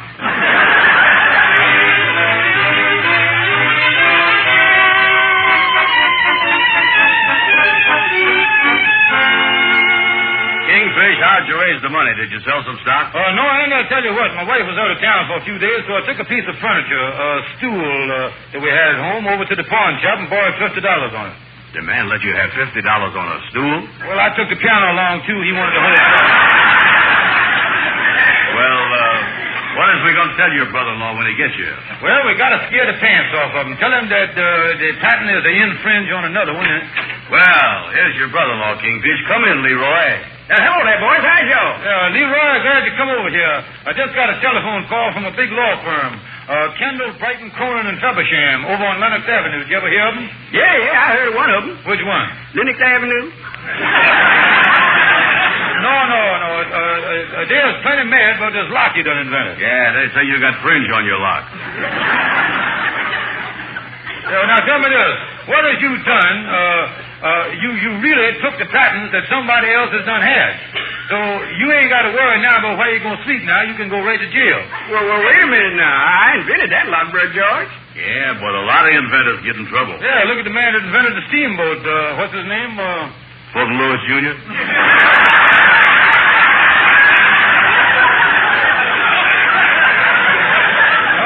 No, that ain't the man. You mean Robert Fulton? Yeah, that's the man. He went to jail for inventing the steamboat. Two fellas come along and proved to him that he was infringing on the steamboat. Well, who was the two fellas? The man that invented the boat and the man that invented steam. They was right there. Well, I didn't know that somebody went on and... Yeah, well, and look at the inventor that done so much for cotton. Eli Whitney. Yeah, the guy that invented the Cotton Club. Yeah, the same thing happened to him. Well, Brother George, I don't want to get in no trouble, but I got $50 wrapped up in this. Well, on account of you being my wife's brother and on account of me loving my brother-in-law, I'm going to give you $50 for all the rights to the lot so that you can get out of the mess and not bring a new disgrace to the family. Yeah, because if they sue the Kingfish, he done been disgraced so much it don't make much difference. Yeah, that's right. Well, give me the 50 and I'll turn the whole thing over to you. All right, here's the money, Leroy. $50. 2 10s and a 20. Put it in your pocket right quick there now. Oh, thanks. Well, this puts me in a higher income bracket than I ever been in. Yeah, what bracket does it put you in? The $50 bracket.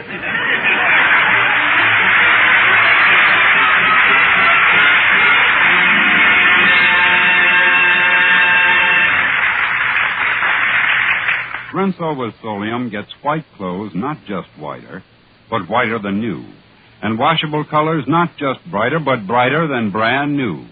Rain or shine, indoors or out, new Rinso with Solium puts sunshine in your wash. Use Rinso next wash day.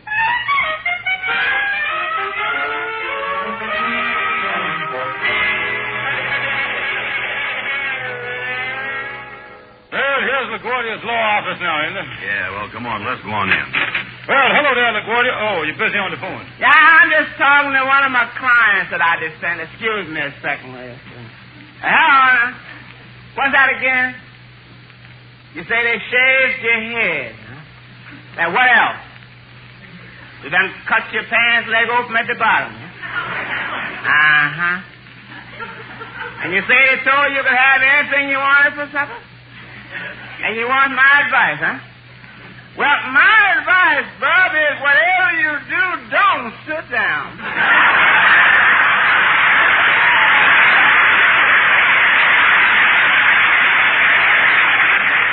Yeah. Well, so long, Bub, and I really mean goodbye. Listen, LaGuardia, we got a new secret lock that we done bought, and we owns all the stock. Now, speaking of stock, I got a friend that's one of the greatest stock manipulators in the country. Oh, Jonah? Yeah, he went down on Wall Street. The first day he was there, he sent the stock market up 5 points. The second day he was there, he sent it up again. The third day, he sent it up again. And the next day, had some bad luck. What happened? They sent him up. Well, listen, LaGuardia, we got a new secret lock here, and we won't sell it. Yeah, you see, LaGuardia, a man is coming up from the Collins Lock Company here in New York City to make us an offer on this lock that we got. And what we want to do is when the man gets there, I want to get a good price for the lock, you see. Well, then, why don't you get some other lock company to come up at the same time and bid against it? Yeah, but the Collins Lock Company is the only company... Wait a minute. Hold it. The man got an idea. You get him from the dumbest, and the man done come up with something here. Yeah. Henry, you has just become the buyer for a lock company. Yeah, what you going to do is this. You is coming over to the lodge hall when the Collins man is there, and you is going to be a lock buyer, and you is going to bid against Miss Collins man. Well, Buck, we're all set. See? Guess I better get over to court, so I got a client to defend. Yeah, who are you defending? Oh, fellas that's charged with feeding pigeons in Central Park. Well, ain't no law against feeding pigeons. Yeah, this fellow was feeding them to his family.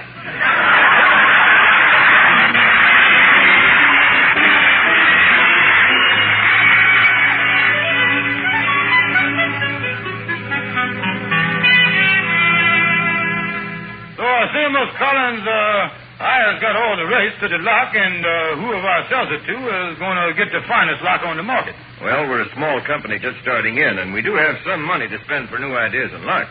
Yeah, well, it's always a pleasure to do business with a firm that's got money. Of course, we're not interested unless your lock is absolutely burglar-proof. Oh, that's 100%. Ain't a burglar in the world that could steal this lock. You see, we nail it right on the door. You can't...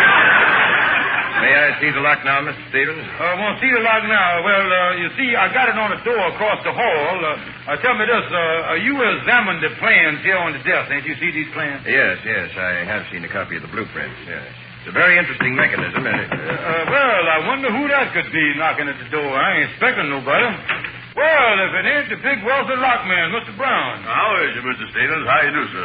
I hear about your secret lock, and I come over here to buy it with the money. Yeah, well, Mr. Collins is here for the same reason. Strange that you two lockmen would walk in at the same time. Mr. Brown is Mr. Collins. How are you, Mr. Brown? Likewise. Mr. Brown, what firm do you represent? The big three, Yale, Harvard, Princeton, Lock Company.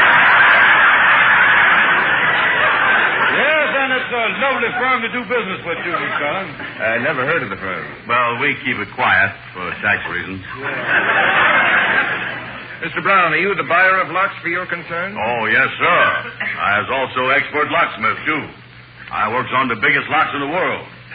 Tell you the truth, I just come back from a trip to Central America. Mm-hmm. What were you doing down there? I was fixing the locks on the Panama Canal.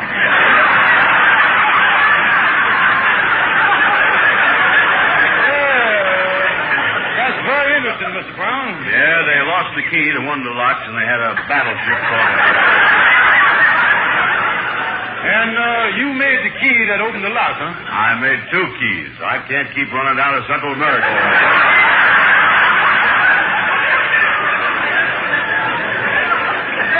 Mr. Stevens, I don't know what this is all about, but could we get down to business? Yeah, well, now, let's look at the plans here on the desk. Mr. Brown, these are called the blue points here.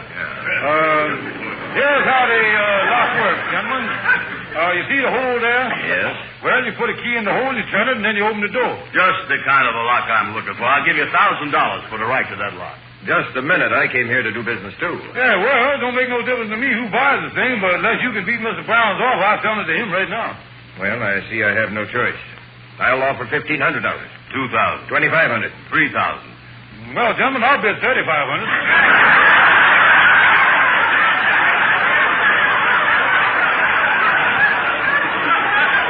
Mr. Stevens, what are you bidding for? Yeah, that's right. I ain't allowed to bid this. I already got it, ain't I? Well, I'll give $3,500. Well, Mr. Brown will have to get it for $3,500. I'm not allowed to bid over $3,000. Yeah, huh? Well, so much for the practice bid. Now let's start the real thing.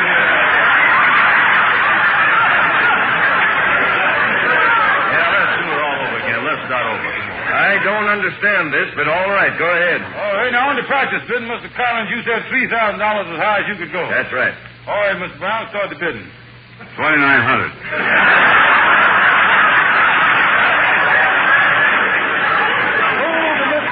For $3,000. Now, I was happy to say that you owns the lot, Mr. Collins. We'll now start bidding to see who gets the key. $2,900. Well, now, just a minute. Just a minute here. Certainly the key goes with the lock. And I'm not going to buy it until I actually see the lock. To make sure that this secret lock is burglar-proof. Oh, it's burglar-proof. I can prove that to you, all right. I got it right on the door across the hall. I'll take you over there and show it to you right now. Well, I want to see it. Well, I'll go along, too. Now, there it is. You see, Mr. Collins, it's on that door right there. That's the entrance to the treasurer's office. That's one room we don't let nobody in. That's a nice shiny lock, all right. Yeah, now, get the key out of my pocket here. Here we is. Yes, it's a very unusual-looking key. Yeah, sir. It's the only key in the world that'll open this lock. Boy, how I'd like to have this for my old alma mater, Yale, Harvard, and Princeton. Yeah. Well, I'll now put the key in the lock and open the door. Now, there you is, gentlemen. Now, I turn the knob and the door opens. My brother-in-law. Hey, Leroy. Wake up, wake up. He is the inventor of the lock, Mr. Collins. Hiya, Kingfish. I had a lock on that door. Did you have another key to the secret lock? How'd you get in here? That's the secret. You don't need no key. You can also open it with a half pin.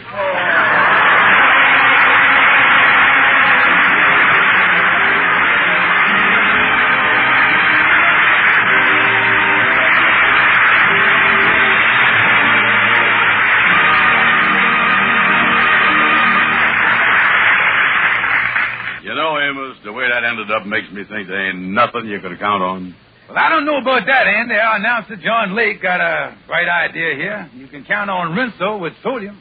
Amos, it's a sure thing that the white clothes you wash in new Rinso will turn out whiter than brand new. And washable colors even brighter than new. Even on rainy days, even if you dry clothes indoors, you can be certain of a beautiful wash.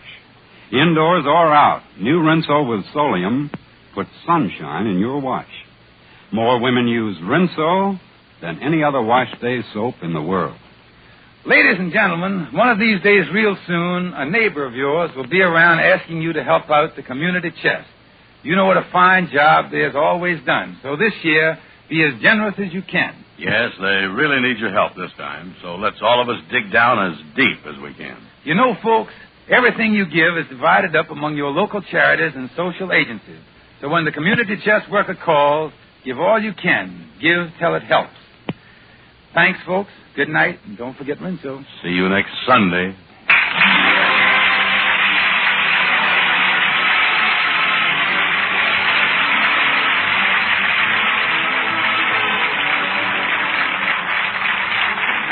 sure to be with us next Sunday at the same time when Lever Brothers Company, the makers of new Rinso with Solium, will again present the Amos and Andy Show. Until then, good night to all of you from all of us.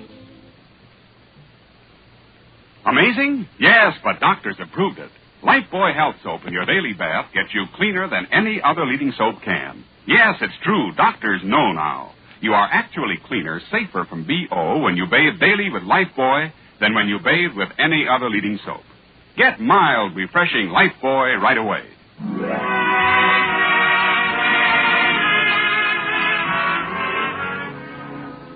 Be sure and listen to the Amos and Andy Show at this same time next Sunday. This is CBS, where 99 million people gather every week, the Columbia Broadcasting System.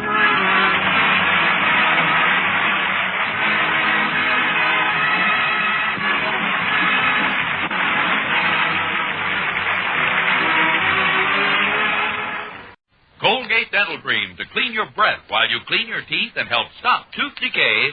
And Luster Cream Shampoo for soft, glamorous, caressable hair bring you Our Miss Brooks, starring Eve Arden.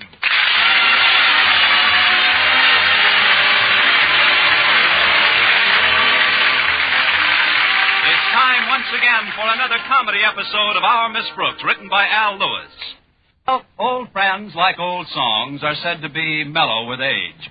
Our Miss Brooks, who teaches English at Madison High School, feels that this is very definitely true. Especially when it comes to our beloved principal, Osgood Conklin. Although Mr. Conklin isn't exactly old, or actually a friend, he does remind me of an old song. Sweetest little fellow, everybody knows, don't know what to call him, but he's mighty lacking in something. What it is formed the topic of our conversation last Friday morning when my landlady and I sat down to a particularly early breakfast. Here's your coffee, Connie. Thanks, Mrs. Davis. I can't understand your constant friction with Mr. Conklin. He isn't naturally mean, is he? I should say not. He's had to practice for years. Oh, it isn't all his fault. I think a lot of his bad temper is due to his high blood pressure. I guess it is. When did he get his high blood pressure, Connie? 5 years ago this coming February. I see. Tell me, Connie, when did you join the faculty at Madison? 5 years ago this coming February. That is a coincidence, isn't it? It could be, but I'm sure Mr. Conklin doesn't think so. You're so right, Mrs. Davis. He blames me for almost every little accident that occurs at school. That's why he's made me school safety supervisor. It's his ironic way of getting even. Getting even? For what? Oh, a few little incidents that occurred last week. What kind of incidents? Well, like last Wednesday after school. I happened to be leaving the building just as Mr. Conklin started down the steps, and I noticed a pencil lying right in his path. Naturally, I didn't want him to slip on it. Did you pick it up? Oh, there wasn't time for that. All I could do was jump forward and nudge him aside. Well, that certainly couldn't have made him angry. I nudged him down the whole flight of stairs. My goodness, Connie, was he badly hurt? Oh, he wasn't hurt at all. Just a few lacerations here and there. His glasses were as good as new after some minor repairs. Minor repairs? 2 new lenses.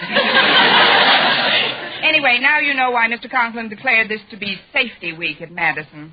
Well, I think it's a splendid idea. If everyone took proper precautions, accidents couldn't happen. Except to Mr. Conklin. Now, if you'll excuse me, I better get ready. Walter Denton's picking me up early today so I can check things before Mr. Conklin's inspection tour. All right, dear. Oh, before you go, would you like another egg or some more toast? No, thanks, Miss Davis. If I'm going to travel in Walter's car, I've got to watch my weight. The last time I rode up front with him, the back wheels didn't touch the ground once.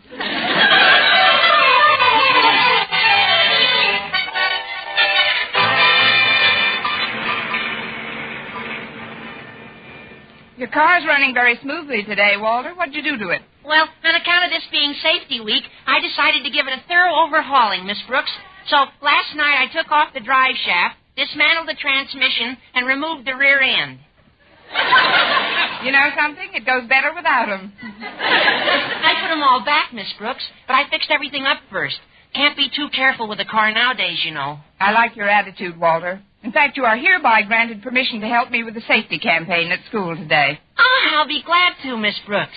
Of course, when I first heard about it, I thought it was just another arbitrary political move made by old Marblehead, Mr. Conklin. You know, to get himself in good with the Board of Education. But his daughter Harriet convinced me that it was for all our goods. All our goods? Yes, ma'am. She sure is a sensible girl. And pretty, too. Yes, she is pretty. And Harriet's a good student as well. I know. But most important of all, she's got sensational taste. Taste? She's been going steady with me for over a year. Yes, she is pretty. I'm taking her to the football rally tonight. We're having it out on the campus. You'll be there, won't you, Miss Brooks? As safety supervisor, I guess it's part of my job. Oh, we're not going to do anything dangerous. Just the usual normal pregame frenzy. Now, we'll have a nice big bonfire, and my pal Stretch Snodgrass is bringing a giant firecracker to open the festivities. Now, wait a minute, Walter. A carefully supervised bonfire may be all right, but the giant firecracker is definitely out. But why, Miss Brooks? Stretch knows how to handle fireworks. Gosh, you should have seen him last 4th of July. I did see him last 4th of July. He passed me on a skyrocket. Look, Walter, I know Stretch is a dear pal of yours and a great football player, but he's not very bright. Well, I'll admit he's no Albert Einfeld. But if we're very careful, Miss Brooks... No, I'm sorry, Walter. Mr. Conklin's going to be at that rally, and I don't want anyone to get hurt, especially Mr. Conklin. I've had a couple of unfortunate encounters with our principal already this week. I know you have. You've done a wonderful job on him so far. I was there when you helped him down the steps Wednesday after school. Boy, he sure was mad. Your presence didn't help matters any, Walter. Oh, gosh, all I did was hand him back his glasses and say I was sorry. That isn't quite all you did, Walter. You handed him his glasses and you said you were sorry, and then you giggled right in his face. Well, I couldn't help it, Miss Brooks. In times of great emotional stress, I always giggle. Well, here's the dear old school, Miss Brooks. They're pretty crowded. I thought we'd find a parking space easy this early. There's one there, Walter, right in front of that car that just pulled up to the curb. You think I can squeeze in there, Miss Brooks? Of course. Now just go straight back. That's it. Back, back, further, back, back, back.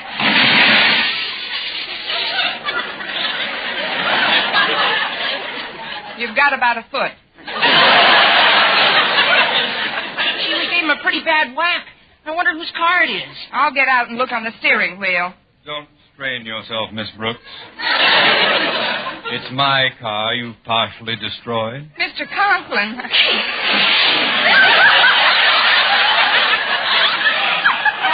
I'm terribly sorry, Mr. Conklin, but I'm sure there wasn't any great damage. Our rear bumper took most of the strain. Your rear bumper took most of the glass out of my headlights. I'll get those fixed up for you in a jiffy, Mr. Conklin. I'll just run over to the repair shop. Shut and up. Leave it to me, Mr. Conklin. I'll see that it's all taken care of. Oh, your front door is still open. Yes, I know. It does that whenever I'm hurled to the sidewalk. I'll close it at once. Oh, let me do it for you, Mr. Conklin. It's not safe to have our car doors swinging open, you know. I'll get it. to be stuck. Miss Brooks, did it ever occur to you that there might be a reason why my car door won't close? A reason? What reason? It's simply that my arm is still in it.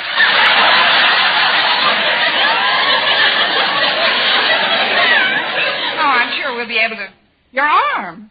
Oh, is it hurt, Mr. Conklin? I'm becoming inured to pain. But now that you've started your day in an ideal manner for a safety supervisor, I suggest that we continue on into school. Of course, sir. Just one thing, Miss Brooks. I want you to do me a small favor. Oh, anything, Mr. Conklin. What is it? Will you give me a 5-minute head start into the building?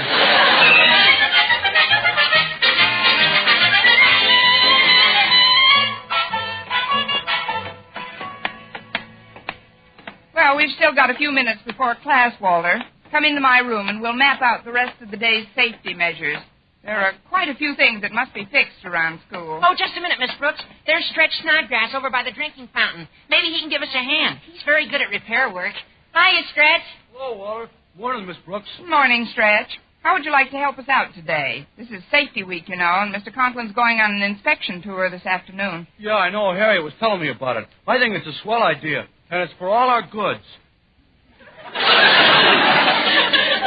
There must be another way to say that. Stretch, all I want you to do is... Wait a second. What's that you're carrying? Well, this is a giant firecracker, Miss Brooks. I was going to use it for the rally tonight, but I just got it all wet when I took a drink. Got a match, Walter? Oh, sure, Stretch. Here. Stretch, you're not going to light that monster in school. Oh, of course not, Miss Brooks. I'm just trying to dry the fuse. Oh, there we are. I'll just hold the match here for a little while, and then... See you, Switch! Gosh, I better throw it out the window, huh? No, Stretch. You might hurt some of the kids out there. Here, give it to me. I'll throw it into the supply room. There won't be anybody in there this early. In she goes.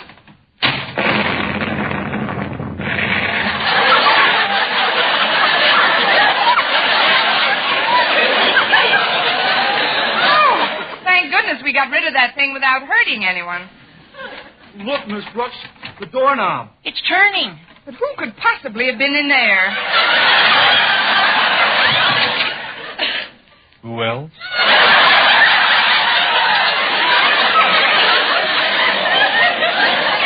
Mr. Conklin. Quiet, Walter. Gosh, Mr. Conklin, what did you do to your tie? It's all black. Who threw the hand grenade at me? He went that way, Mr. Conklin. We didn't get a very good look at him. You weren't burned, were you? No, but a large box of inkwells fell on my right foot.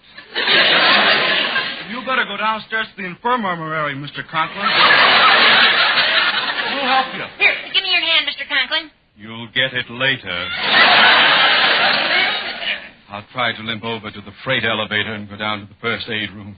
Oh, this is painful. Boy, it's a good thing our school has an elevator. That's one thing about good old Madison, boy. It's a pretty darn modern kind of a school that has a self-operating brand new elevator. If that boy doesn't stop babbling, I'll break my remaining foot on him. Now help me into this elevator, Miss Brooks. Yes, sir. Here, I'll open the door for you. Now, in you go, Mr. Conklin. Thanks. That's funny. The light seems to be... Mr. Conklin! Mr. Conklin, are you all right? I'm splendid, Miss Brooks. But where's the elevator? Hang on it, Mr. Conklin. You didn't fall very far.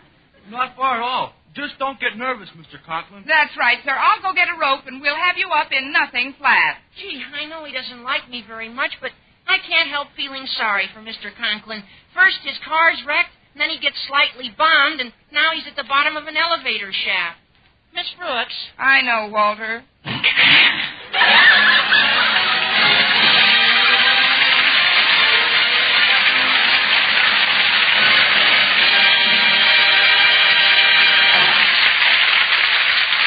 Our Miss Brooks, starring Eve Arden, will continue in just a moment. But first, here is Vern Smith.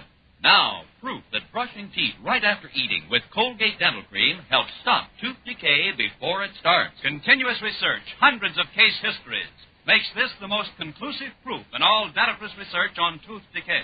Eminent dental authorities supervised hundreds of college men and women for over 2 years. One group always brushed their teeth with Colgate right after eating. The other followed their usual dental care. The group using Colgate Dental Cream as directed, using Colgate's exclusively, showed a startling reduction in average number of cavities, far less tooth decay. The other group developed new cavities at a much higher rate. No other dentifrice offers proof of these results. Modern research indicates decay is caused by mouth acids, which are at their worst after meals or snacks. When you brush your teeth with Colgate right after eating, you help remove acids before they can harm enamel. Yes, Colgate contains all the necessary ingredients, including an exclusive patented ingredient for effective daily dental care. And remember, Colgate cleans your breath while it cleans your teeth. Always use Colgate Dental Cream right after eating to help prevent new cavities, help stop tooth decay before it starts.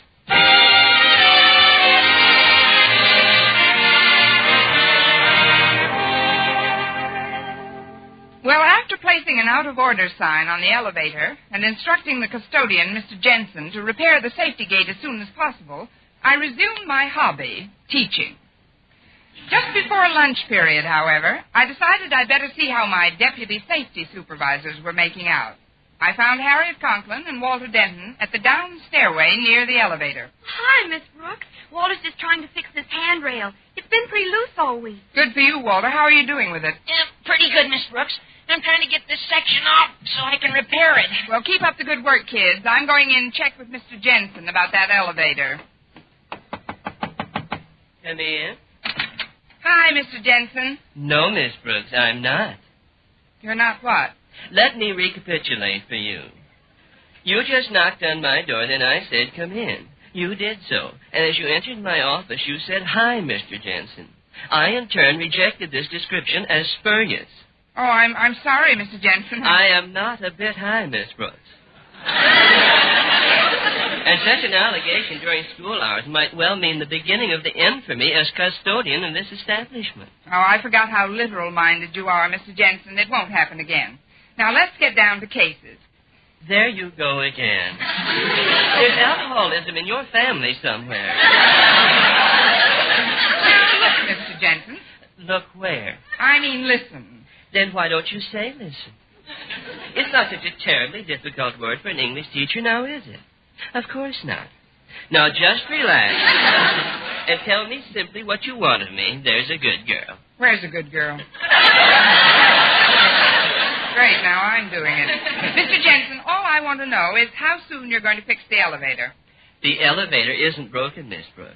It's just the latch on the street door level. I've sent out for the small part it needs, and when that comes, I'll take care of the matter. Good. Will you let me know when it's fixed? I won't have to, Miss Brooks. I shall merely remove the out-of-order sign, and then we'll all know, won't we? I suppose we will, Mr. Jensen. You shouldn't worry about the elevator, Miss Brooks. I'm a natural-born handyman. I have 6 children, you know. I know. How are they, Mr. Jensen? Oh, fine, thanks. Just full of the dickens. Oh, read a lot, do they? No, but...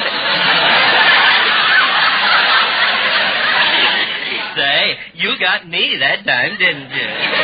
Now, before you go, Miss Brooks, I'd like to be sure you don't consider me prudish or narrow-minded because of my seeming resentment of your opening remark. You remember about my being high? Oh, of course not, Mr. Jensen. Just between you and me, I like nothing better after working hours than to stop in at some cozy bar and grill and have myself 5 or 6 jiggers of television. Well, skål, Miss Brooks. Umbriago, Mr. Jensen.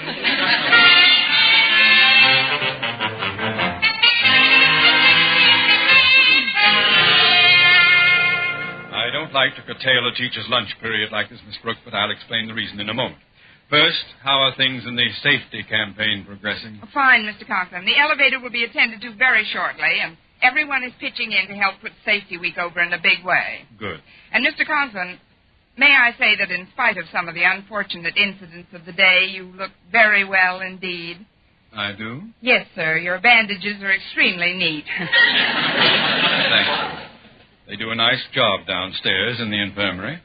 But about our necessity for speeding things up. I just received a call from the Board of Education, Miss Brooks, and they're sending a new inspector over today to observe the result of our safety plan. Today? But when, Mr. Conklin? Any time now. He's a Mr. Blanchard, a very good friend of Mr. Stone, the head of the board. I'm going to make a last-minute tour before he comes, of course, but first, Miss Brooks, I'd like you to look at this electric fan. Electric fan in October? It's a safety model. If this sample meets with Blanchard's approval, we may put these in every room during the warm weather. Here, I'll start it. Now, go ahead, Miss Brooks. Put your finger in the fan. My finger? Go ahead. Perfectly safe. Well, thanks just the same, Mr. Conklin, but I prefer the old-fashioned manicure where the fingers stay attached to the hand. Well, these are rubber blades, soft as tissue paper. Watch. I'll put my finger in. In, out. In, out. See? Nothing happens to it at all. It's a wonderful idea. Well, we'd better get going now. I'd like to inspect the fire extinguishing apparatus. Yes, sir. Oh, I'll open it. Hi, Daddy, Miss Brooks. Walter and I have been going over the wiring in the building. You know, for loose connections and stuff. Yeah, it wouldn't do for anything to go wrong the last day of safety week, would it, Mr. Conklin, huh? I couldn't think of a more auspicious time to leave my office. If Mr. Blanchard is coming over, I'd better tidy up the place a bit, Daddy. I brought some glass wax for the window. It'll just take us a few minutes. You come along with me, Mr. Conklin. We'll check the fire apparatus. Very well. Now, you check the lamp connections, Walter, and I'll dust off Daddy's desk. Okay, Harriet. I'd better take this fan off it so that you can... Oops! Oh, gosh, I dropped it. I hope it didn't break. Well, snap it on. Okay. Gosh, nothing happens. It's busted, all right. Oh, what does your dad need a fan for in this kind of weather anyway? It must be his high blood pressure, Walter. But don't worry about it. We'll just put this rubber one away and get the one he's got in his closet. It's an old-fashioned one with steel blades, but it's better than nothing. Oh, sure. What's the difference as long as there's something cooling off, old Marblehead? Your daddy.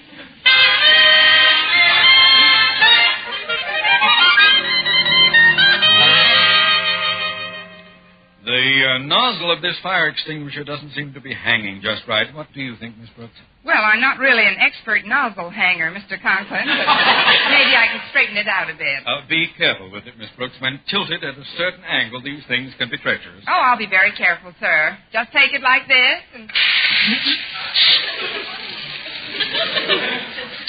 You certainly were careful, Miss Brooks. Not a drop missed me. Take my hanky, Mr. Conklin. Here, I'll put this thing back where it's... Put that thing down!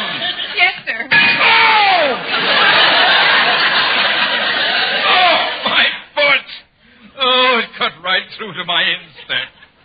Now I've got to go down to the infirmary again. Oh, what can I say to you, Mr. Conklin? There's nothing you can say to me now, Miss Brooks, but I'll have a few things to say to you when I come back upstairs. I'm afraid you'll have to walk down, Mr. Conklin. The out-of-order sign is still on the elevator. Maybe if I help you... You've helped me enough for one day, thank you. Now go away.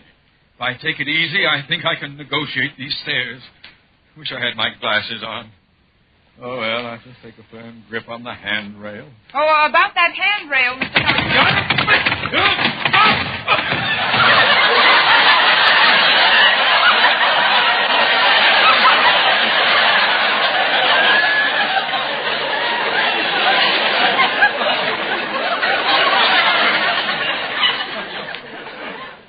Yes, Miss Brooks? There isn't any. Brooks, I got the handrail for the staircase with me. Just in time, Stretch. Throw it down to Mr. Conklin. What's Daddy doing down there, Miss Brooks? Mr. Blanchard is waiting for him in his office. What? Quick, Harriet, you take your father into the infirmary, and I'll go back and stall Mr. Blanchard along. Is there anything I can do, Miss Brooks? Yes, Walter. Stay away from Mr. Conklin until we have danger week. Is someone going to help me down the rest of these steps or not? I'll be right there, Daddy. Straighten things out up here, will you, fellas? Sure, Harriet. Gosh, this fire extinguisher's a mess. We better hang an out-of-order sign on it so Mr. Jensen fixes it up before the safety inspection. You're right, Walter. Wait a minute. Here's one right by the elevator. Out of order. I'll just borrow this for a while.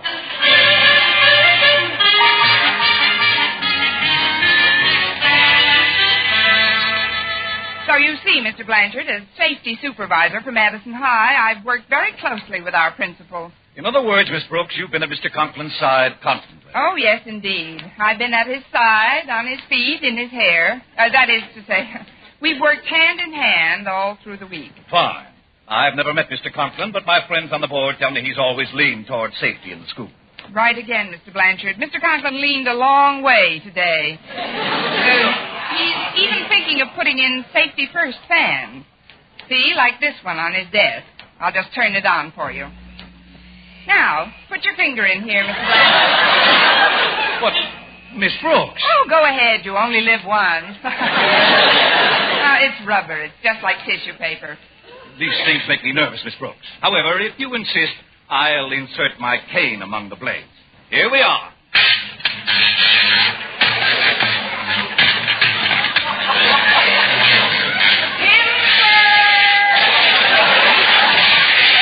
Shut this thing off. Yes, sir. I can't say I like my introduction to Madison High, Miss Brooks. If this is your idea of a joke. Oh, no, sir. It's no joke. Somebody must have switched fans on me. Well, I think perhaps I'd better meet Mr. Conklin and... Ouch! One of those flying splinters lodged in my thumb. Let's see. Oh, come on, Mr. Blanchard. We'd better go down to the infirmary. The infirmary? But it's just a sliver. I can... Please, sir, follow me. That's one thing we insist on at Madison. Prompt care must be taken of the slightest accident. But, Mr. Conklin, I've got to see him and... Well, this is the shortcut. Yes, Mr. Blanchard, in this institution, we believe in safeguarding the health and well-being of every man, woman, and beast. A child. Where are we going, Miss Brooks? Well, fortunately, we won't have to walk down to the first aid room. I see the out-of-order sign has been removed from the elevator. Elevator? What if it's only one floor down? Oh, I wouldn't think of it, Mr. Blanchard. The stairs are not safe without the handrail. Here, I'll open the door for you. After you, sir? Thank you, but the light seems to be... Oh, no! Pardon me, Miss Brooks, but I understand Mr. Blanchard has arrived. Tell me, has he been here very long? No, sir. He just landed. He wanted to see the infirmary, so I thought I'd take him down. And the out-of-order sign is off the elevator, as you can see, so it was only natural for me to suppose... Stop babbling, Miss Brooks. I've got to meet this gentleman. If he's in the elevator, that's where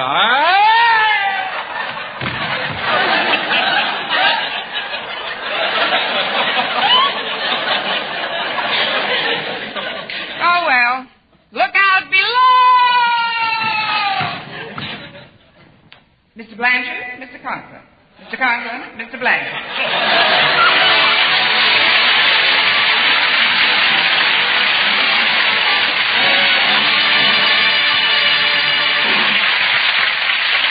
Eve Arden as our Miss Brooks returns in just a moment, but first... Dream girl, beautiful luster cream girl. Tonight, yes, tonight, show him how much lovelier your hair can look after a Luster Cream shampoo. Luster Cream, world's finest shampoo. No other shampoo in the world gives Kay Daumit's magic blend of secret ingredients plus gentle lanolin. Not a soap, not a liquid. Luster Cream shampoo leaves hair 3 ways lovelier. Fragrantly clean, free of loose dandruff, glistening with sheen, soft, manageable. Even in hardest water, Luster Cream lathers instantly. No special rinse needed after a Luster Cream shampoo. So gentle, Luster Cream is wonderful even for children's hair. Tonight, yes, tonight, try Luster Cream shampoo. Dream girl, beautiful luster cream girl.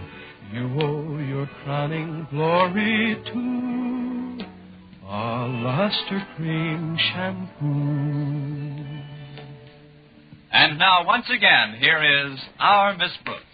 Well, after Mr. Blanchard awarded Madison High a safety pennant with a picture of a skull and crossbones on it, I left the scene of the crime and hurried home. That night, I phoned Mr. Conklin to see if he felt any better. And just as I hung up, my landlady, Mrs. Davis, came into the room. Was that Mr. Boynton, Connie? No, Mrs. Davis. He's still away at that biologist convention, but he'll be back next week.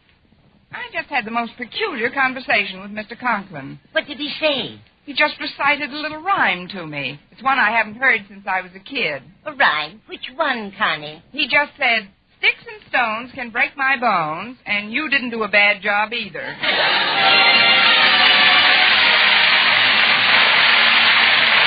Next week, tune in to another Our Miss Brooks show brought to you by Luster Cream Shampoo for soft, glamorous, caressable hair and Colgate Dental Cream to clean your breath while you clean your teeth and help stop tooth decay. Our Miss Brooks, starring Eve Arden, is produced by Larry Burns, directed by Al Lewis, with music by Wilbur Hatch. Mr. Conklin is played by Gail Gordon. Others in tonight's cast were Jane Morgan, Dick Crenna, Gloria McMillan, Leonard Smith, Bob Jellison, and Ed Begley.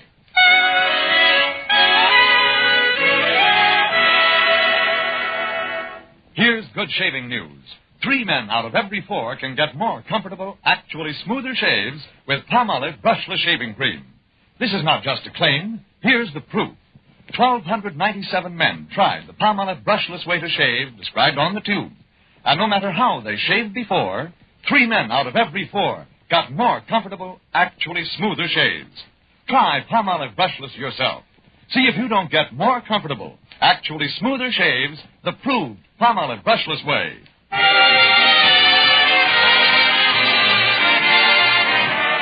For mystery liberally sprinkled with laughs, listen to Mr. and Mrs. North, the exciting, fun-packed adventures of an amateur detective and his beautiful wife.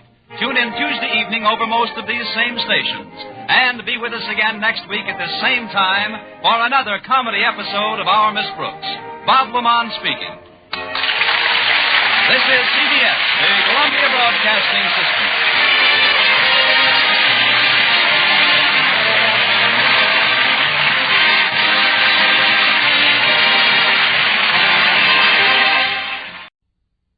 From Hollywood, the Raleigh Cigarette Program starring Red Skelton, with Ozzie Nelson and his music, Harriet Hilliard and Wonderful Smith.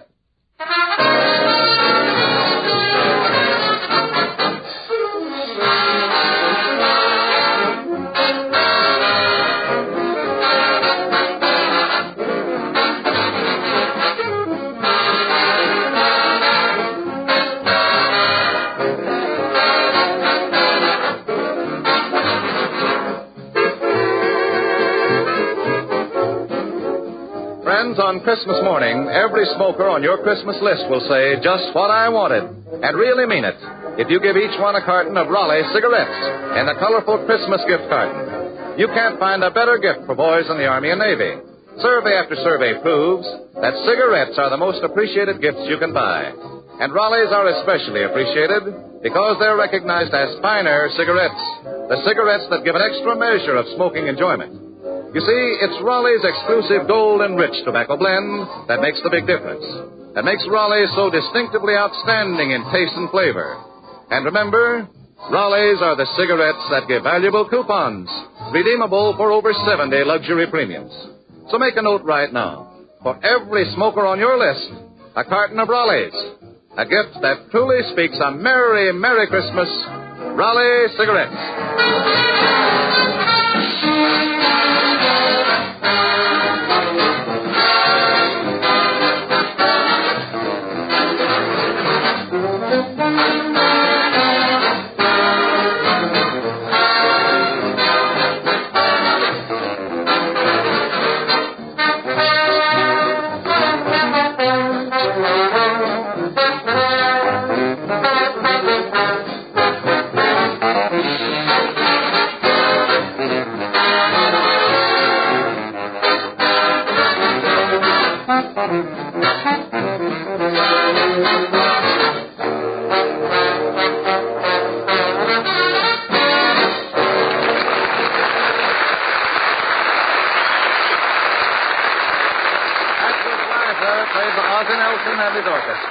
Now, here is Metro-Goldwyn-Mayer's newest young comedian, the star of our show, Red Skelton.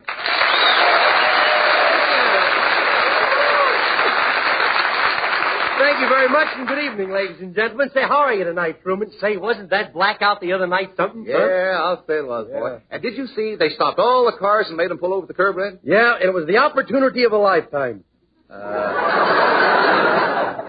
Just what do you mean, opportunity of a lifetime? To make a left turn off of Sunset Boulevard.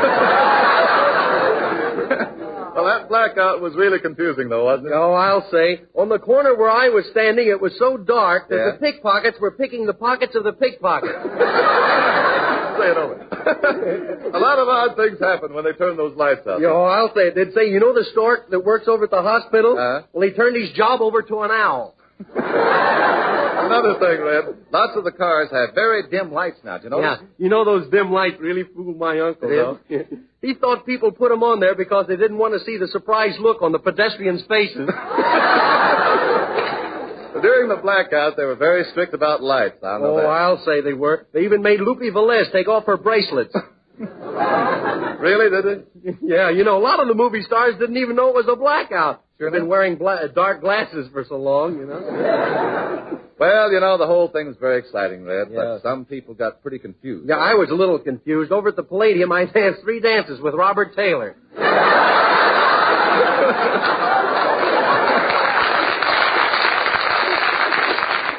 Do you mean to tell me you danced 3 dances with Bob Taylor? Yeah, it was very embarrassing, too, especially when Andy Devine cut it in all the time. There's a new word for you, cut it in.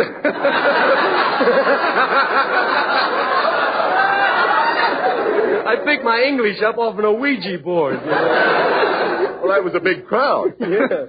By the way, Red, I understand you've been taking dancing lessons. Yeah, you know, I've been a wallflower long enough. Yeah, you really have. Yeah, I've been a wallflower so long that last Friday they started to build a pot around me. Tell me something, Red. Do you have much trouble getting the girls to dance with you? No, and they're really lovely girls, too. You know, they're hostesses, you know. I danced with a hostess once. You really danced with a hostess, Ozzy? Yeah, and what a dancer. Yeah. The band played Someone's Rocking My Dreamboat, and she did. Say, Red, do they have good-looking hostesses, the place you go to? Well, yes and no. You see, the one I had was a little old, I think. You think? Yeah. Well, when was she born? I don't know, but several times during the dance, she spoke of the Alamo. Hiya, Red. Oh, hello, Harriet. Gee, you look nice tonight. I like your fur coat. Is that mink? Well, it's supposed to be, but every time I pass a dog, the hair stands straight up. Say, are you having fun with your dancing lessons, Red? Yeah, but you know, the dance floor is too slippery for me. I fall down all the time. Every time I take a step, I sit down real hard. Really? Yeah. I sat down so much last week that they finally had to put heels on my shorts. You know, but I sure love dancing now, though. It's a lot of fun. About this hostess I danced with once. You know, I also kissed her goodnight. Oh, now, come, Benzedrine, you did?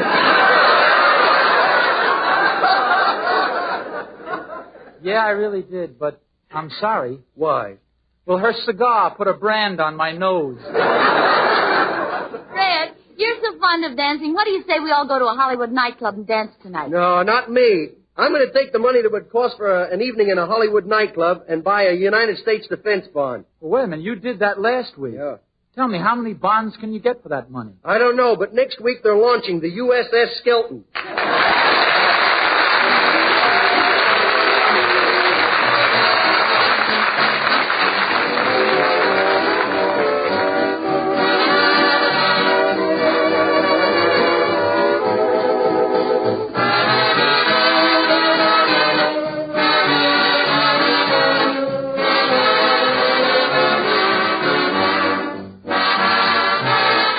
How I love my rancho pillow. I do.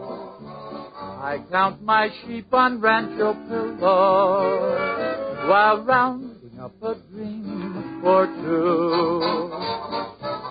Halfway between old Amarillo and heaven's blue. I lay me down on rancho pillow while twinkling stars play peekaboo. Get along, you Sandman. Don't you understand, man? This here cowhand man's a sleepy buckaroo. And how I love my rancho pillow. I do. For there's the cowboy keeps hoping that he'll soon be roping a dream that will someday come true.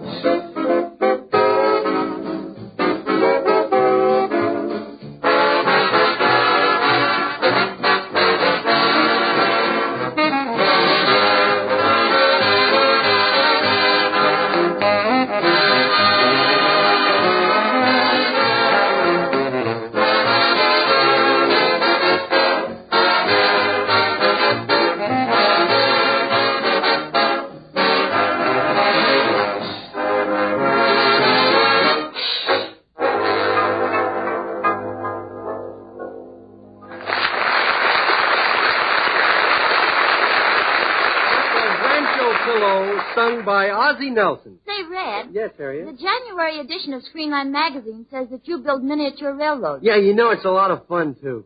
You know, there's, to make sure that my trains are perfect, I hang around at the Union Station all the time and watch exactly what happens. Well, what could happen? People just get on a train and the crew takes them where they're going. Oh, no, there's a lot more to it than that. Now, you take the fellow who works in the signal tower, the beauty operator of the railroad, the guy who throws the switches. Look, Harriet, we'll do that one, Harriet. I'll be Clem, and you be my girlfriend. I wonder if that could have been the Chattanooga Choo-Choo. Well, there's nothing else to do for another hour. Guess I'll just sit here and twiddle my fingers. My thumbs are too tired to twiddle. Hello, Clem. Well, hello, Daisy June. Gee, you look sweet tonight. Thank you, Clem. You look very, very sweet and pretty. Care to play a little jujitsu? Not tonight, Clem. My ribs ain't healed yet. Gee, you look pretty. What you wearing? Anklets? No, I took a shortcut through the swamp. Hey, what you got there, Daisy? Look like my lunch pail. Yes, 'tis. Here. Well, thanks. I think I'll eat it now. Clem, take it out of the pail first. Well, I like it better this way. The metal contains vitamin B19. Say, Clem, you've been busy, haven't you, knitting things? Yeah, I've been knitting. What are you knitting now? Oh, can't tell you. Oh, you can tell me, Clem. Oh, no, I can't neither. It's a secret. Oh, I won't tell anybody. Oh, you just say that. But then you tell somebody, and then they tell somebody else. And then when it gets back to me, it won't be what I'm making. Oh, Clem, you can so tell me. Oh, all right. I'm knitting a pair of booties. Booties? Who for? My turtle. His feet gets cold. Well, it's time to throw a switch. Here comes another train.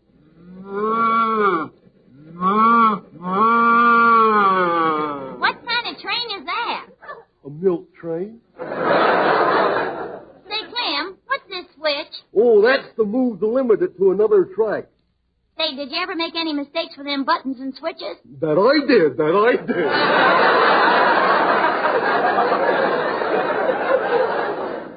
Last week, I switched the limited to the wrong track, and it came in at Santa Anita and paid $7.40 to charge.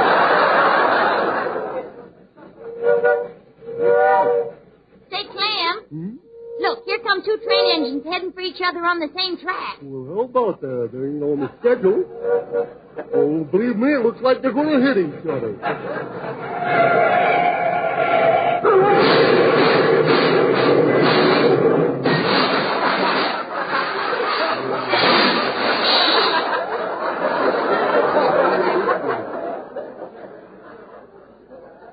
Silly way to run a railroad, if you ask me.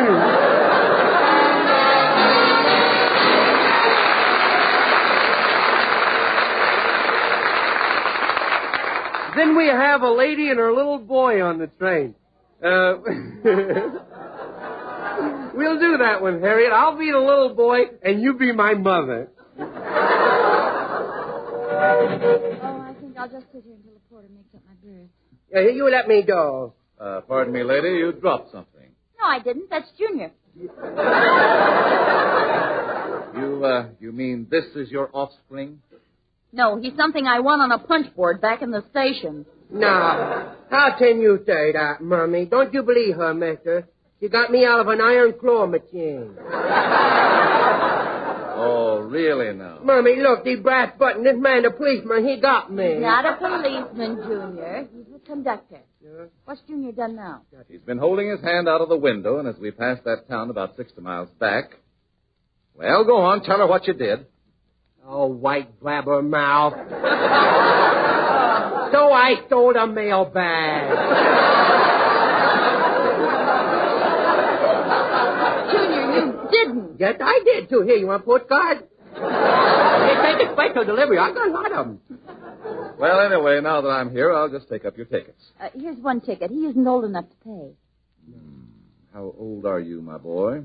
Now, wait a minute. Let's not get nosy, Bob. He's 5 years old. 5. That kid's 6 years old if he's a day. Oh, that's a story. I only started to vote last week. Junior, be quiet. Well, this is the holiday season, so I'll let the little fellow ride free this time. Okay. Besides, I like children, especially if they're well cooked. Thank you. Hey, Mummy, would you like to get out and take a walk? No, dear, the train's moving. Would you like to see the train stop? Why, no, Junior, why? I found where they hide the emergency brake. Hey, Mummy, I is bored. Can I run up and down the aisle and annoy the passengers again? No, Junior. Well, I'll just annoy the ones trying to sleep. Well, I'll take my gun and play Jesse James. Get them up, buddy. Get to the hole up. Hey, play cowboy with me, mister. Well, what are you staring at, rubberneck? Oh, you again, huh? Go away, son, before I dig you a unit. Yeah. All right, kid, go on. Beat it now, will you, please? Hey, why don't you like me? I the nice little fellow wants to get to know me. I grow on people. Like warts. Hey, what do you do for a living? I'm a traveling salesman. Oh, I know a corker about you. Hey, where are you going on this train? To a reform school? No, I had coming back. They refused me. I couldn't see my grandmother. Well, I'll see you later, mister. I gotta go back and worry my mama a little more. Mom, I had back. You sitting on the funny paper, Mom. Come on, get out. Oh, I'm too tired, Junior. You is tired? All right. Yeah, we can have funny paper, though. Oh, look at that big mouth. Ah! What mouse? Where? Thanks for the funny papers, Mom. Junior, come on. It's time to go to bed. The Sandman's coming. Okay, give me a nickel. I won't tell Pop.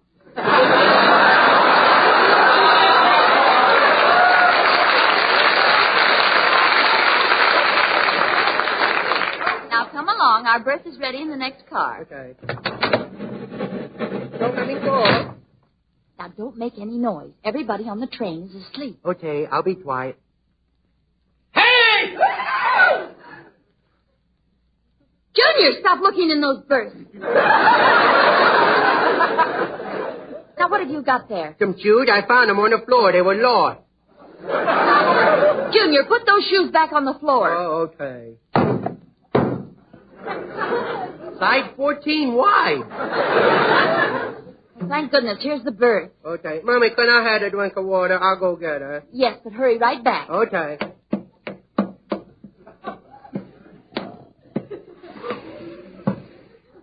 Look at that big foot sticking out of the curtain.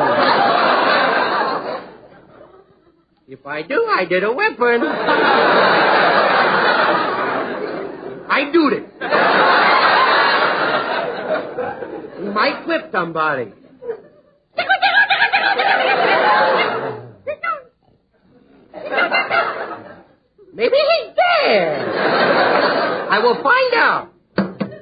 Hey, Mr. Conductor, you got a match? My mommy wants to light a smoke. Well, here you are, Sonny. Tell her she can keep the rest of them. Okay, thanks a lot, Buck. Now I take one match and I put it between his toes.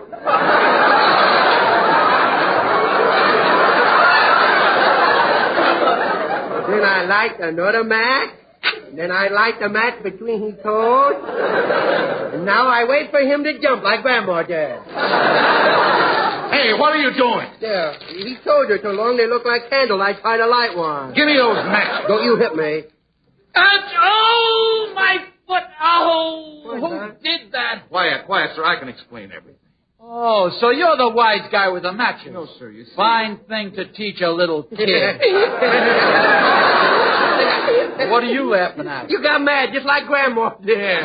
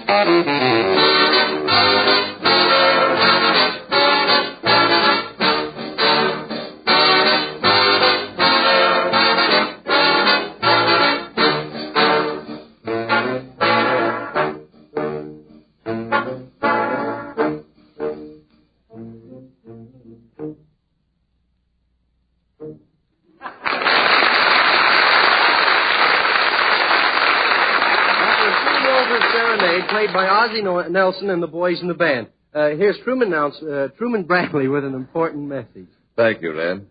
Friends, America needs your help so that America can help you preserve your freedom. Buy all the defense bonds and stamps you possibly can. And you can help with the right choice of cigarettes. Raleigh cigarettes offer United States defense bonds and stamps in exchange for the valuable coupons that come on the back of each pack of Raleighs. Now, more than ever before, it pays to smoke Raleigh cigarettes. And it pays in far greater smoking enjoyment, too. Raleigh's exclusive Gold and Rich tobacco blend gives you a distinctive taste, a richer flavor, a complete smoking satisfaction you can't quite get from any other cigarette. So, friends, get the pack with the coupon on the back, Raleigh cigarettes. Save the valuable coupons that mean more now than ever before, and redeem them for United States defense bonds and stamps. Tonight, switch to Raleigh cigarettes.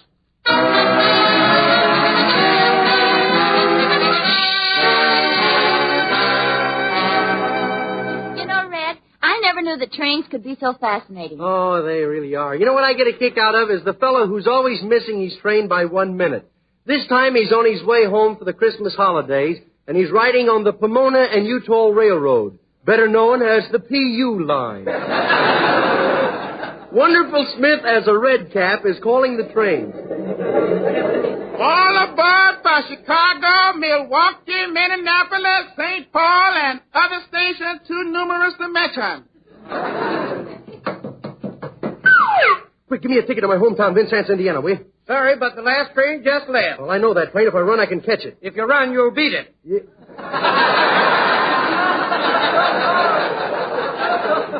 Say, what time's the next one? Tomorrow, about the same time. Oh, Oh, gee, what can I do till then? Well, there's a little bar in the station. Bar, huh? Yeah. Well, I need the exercise. I guess I'll go chin myself. See you later.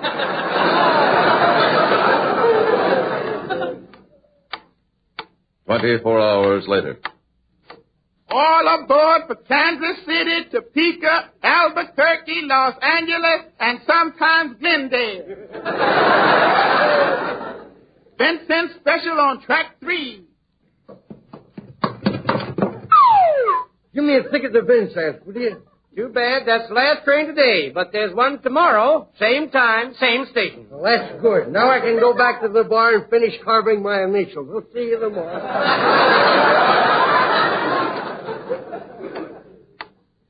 The next day. All aboard for Ventura, San Francisco, and Alcatraz. Everybody up and change suits.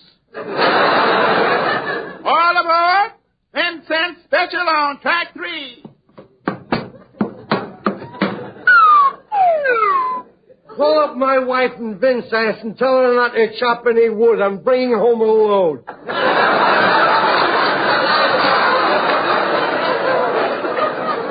Well, you missed your train again, Bob. You don't say.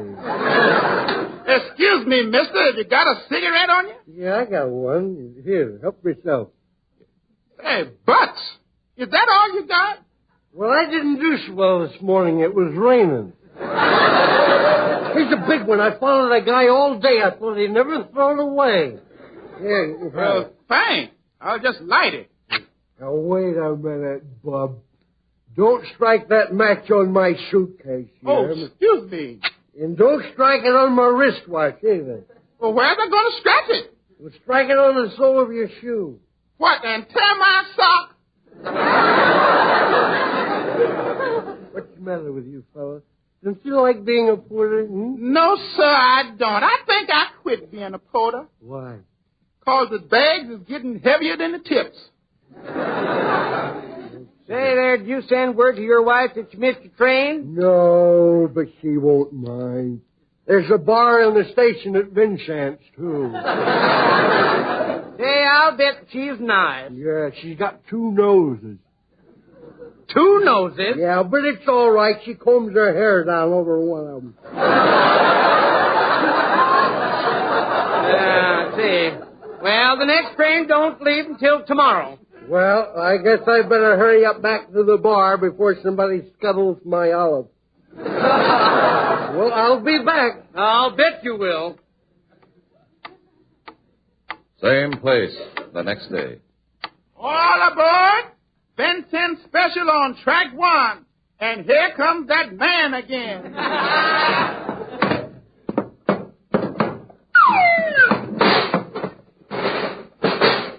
I dropped something and it was me. Well, fella, you made it today because we held the train. Oh, no, you don't. I know what you're trying to do. Well, what am I trying to do? Oh, wouldn't you like to know? That's one of the cheapest tricks the railroad could pull. Well, what did we do? You make a guy miss his train 5 days in a row, so you go into your bar and spend all of his money.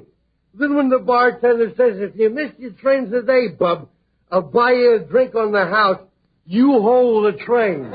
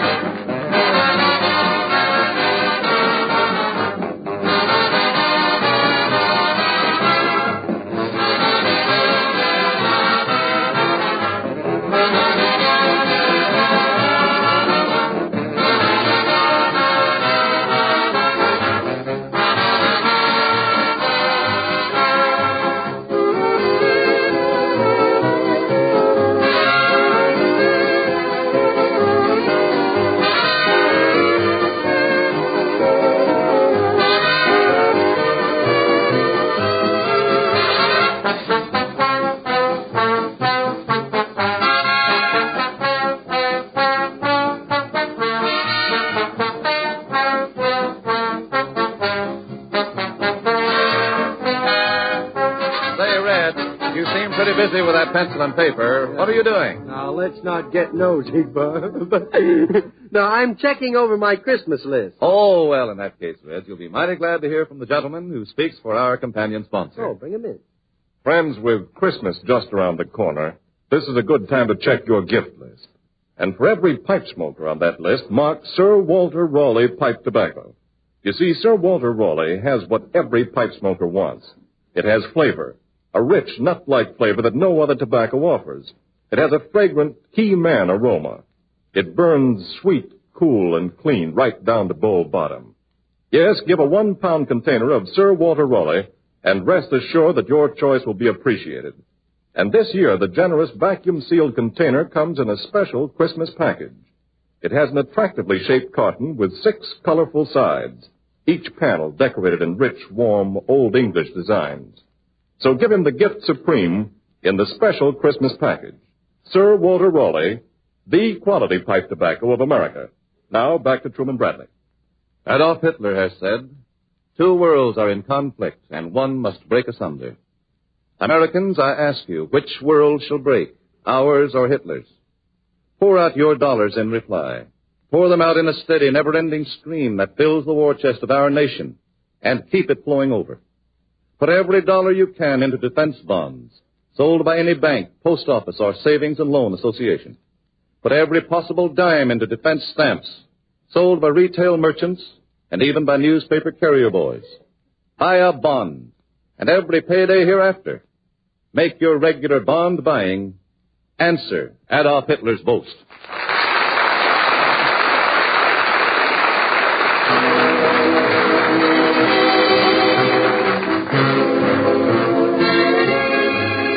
Red Skelton with Ozzie Nelson, Harriet Hilliard, Wonderful Smith, and yours truly, Truman Bradley, will all be back at the same time next Tuesday. We hope you'll all be listening for us. Until next Tuesday, then. This is Red Skelton saying don't forget to buy a defense stamp and lick the other side. Goodbye now, and thanks for listening. Red Skelton is heard on this program through the courtesy of the Metro Golden Air Studio. This is the Red Network of the National Broadcasting Company.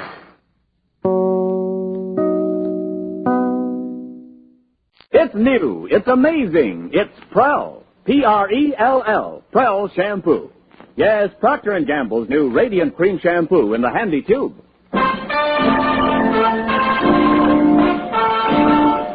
Prell brings you The Life of Riley.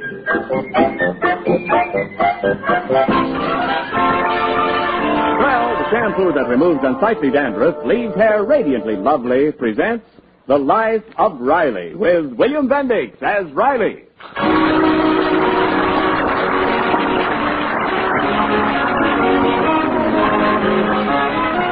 Each evening after dinner, Chester A. Riley sits down and relaxes with the evening paper. This is one of our American institutions. Whatever is lacking in our daily lives, the evening newspaper can provide. For the stout and sedentary businessman, there's the sports page. For the meek and mild spinster, there's the latest axe murder. And for Riley, happily married for 18 years, there's the divorce news. Hey, listen to this, Peg. What, Riley? In the paper here. 80-year-old man divorced his wife after 50 years of marriage. Oh, no. The couple have 16 children, 30 grandchildren, and 22 great-grandchildren. Oh, I think that's awful after 50 years. Well, it's just one of those things. I guess she just wasn't his type. Hey, get this. Prominent socialite divorces banker. $1 million community property to be divided. How about that, Peg? This poor guy gets taken for $500,000. Oh, what a sap. If we ever split up, honey, you'll never be able to nick me for 50% on a community property deal. Why not? Oh, I'm too smart. I put everything in your name. Oh. Well, if I'm ever stupid enough to divorce a wonderful wife like you, then you deserve to get every cent I have. Mm-hmm. Thanks for nothing. The silly reasons people get divorced for. Get this. Wife sheds mate who talked in sleep. Can you beat that? The guy's a perfect husband for 30 years, gives her everything, and she divorces him. Just on account of a little thing like talking in his sleep. That's a woman for you. Well, what did he talk about? A chorus girl named Mabel. Well, I don't blame her. I do the same. You got nothing to worry about, Dumpling. You're lucky. Other husbands run around nights, but me, I'm home every day at 6 for dinner. I give you an hour to yourself while you wash the dishes. I read the paper from 7 to 7:30, and then from 7:30 on, I'm all yours. Yes, there's just one slight trouble. At 7:31, you're always sound asleep. That's not so. I never fall asleep. Here it is 7:30 right now, and I don't feel a bit sleepy. You want to go out someplace? Where? Just name it. Any place. Any place at all. You mean it? Of course I mean it. Well, I'd like to see when my baby smiles at me. Dan Daly's in it. Oh, that Daly. What a physique. Well, he's okay, but he's got nothing compared to Betty Grable. You really want to go? Yeah, come on. I'm raring to go. Get your things. All right, I'll be ready in a second. Oh, when my baby smiles at me. Let's see, where's that blue coat? Oh, here. Oh, when my baby smiles at me. Well, okay, I'm ready. Riley. Oh, yes, I'm a lucky woman.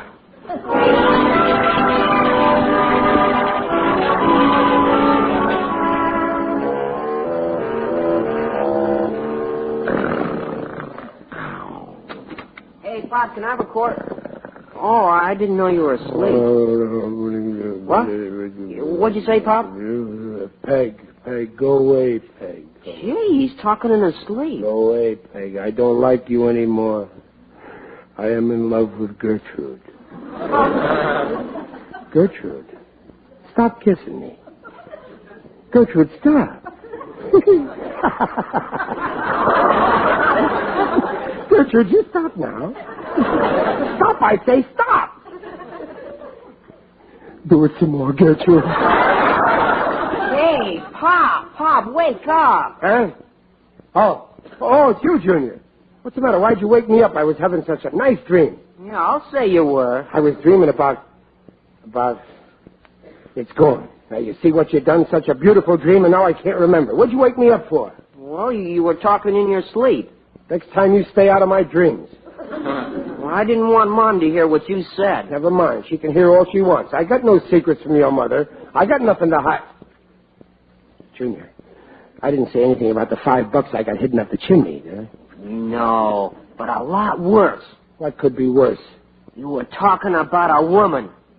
A woman? Her name was Gertrude. Gertrude? I don't know anybody named Gertrude. Ha, ha, ha. What do you mean, ha, ha, ha? Bob, you don't have to pretend with me. Pretend what? I've been around. Okay, Errol Flynn. So I dreamed about this Gertrude. So what? That's a lie. Gertrude kept kissing you. She kissed me, but I didn't let her. I fought back like a tiger, didn't I? Well, no, you kept asking for more. No, it must have been some other guy. And I guess Mom was in the dream, too. Oh, well, then everything's okay. After all, if your mother was there chaperoning me... Yeah, but she kept saying, Pad, go away. I don't like you anymore. I like Gertrude. But that's not true. I couldn't have said... Well, that's what you said, Pop. Listen, Junior, I never heard of this Gertrude. And I ain't admitting nothing. But not a word of this to your mother, you hear?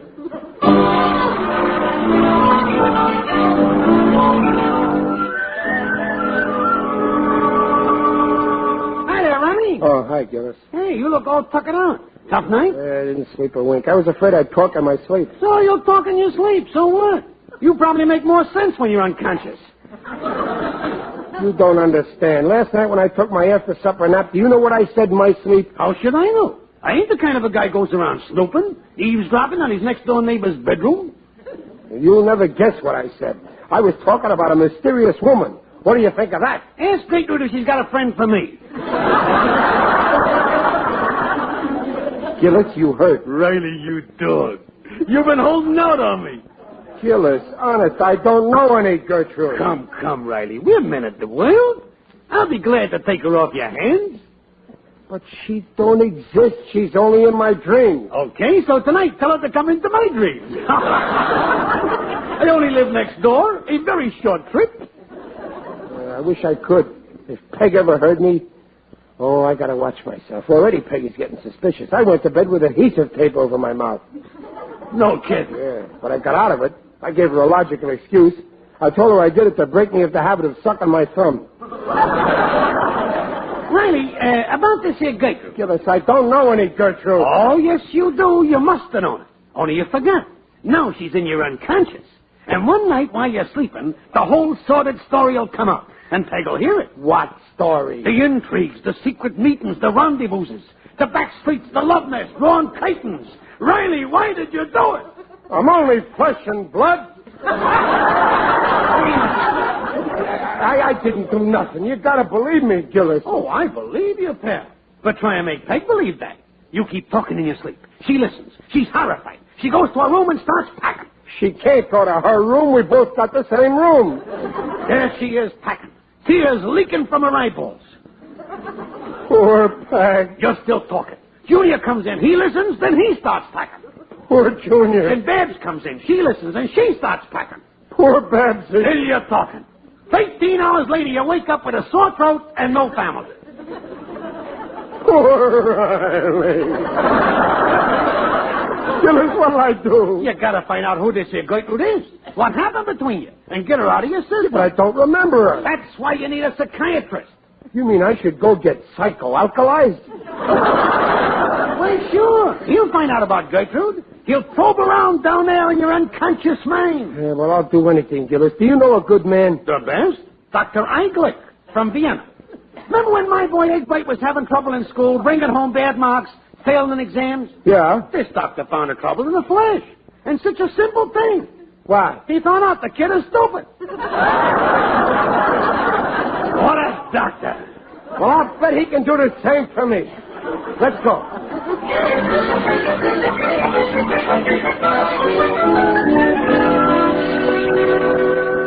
So you see, Doc, I got to find out about this Gertrude. Yeah, I see. A very simple case.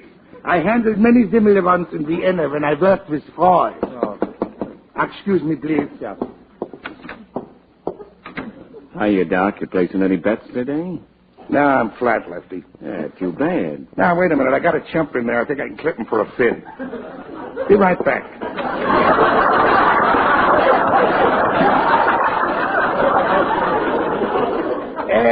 That was a very eminent colleague of mine, Herr Professor Lefty.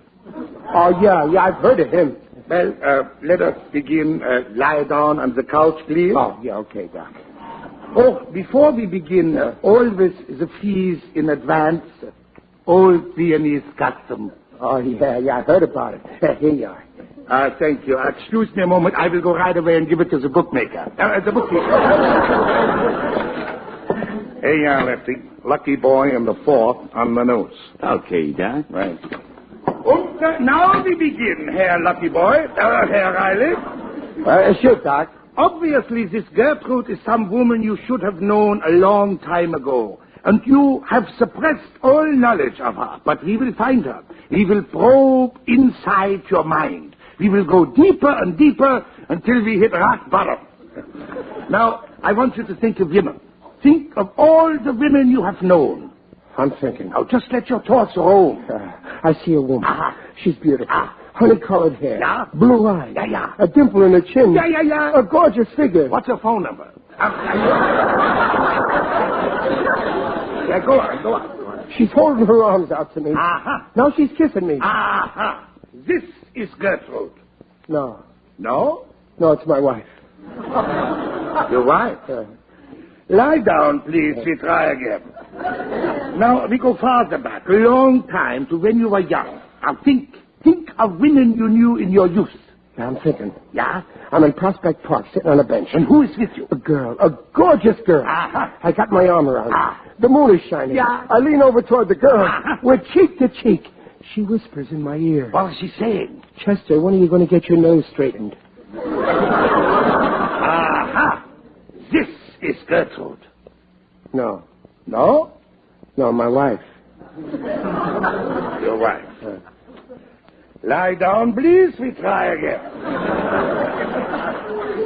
Now, think back. Think way far back. Yeah, I'm thinking. Where are you? Coney Island. Alone? No, there's a beautiful girl with me. Go on, please. I got my arm around her. She's got her arm around me. I lean over to kiss her and... And what? Everything goes black. Black? No, it's light again. Aha! That is it. That is it. We have the solution. First it's light, then it goes black, then it's light again. You know why? Yeah, sure. We just went through the tunnel of love. Yeah. Yes, of course. You went through the tunnel of love with this Gertrude. No. No? No, with my wife. Let's try again, huh? Wait. I lie down.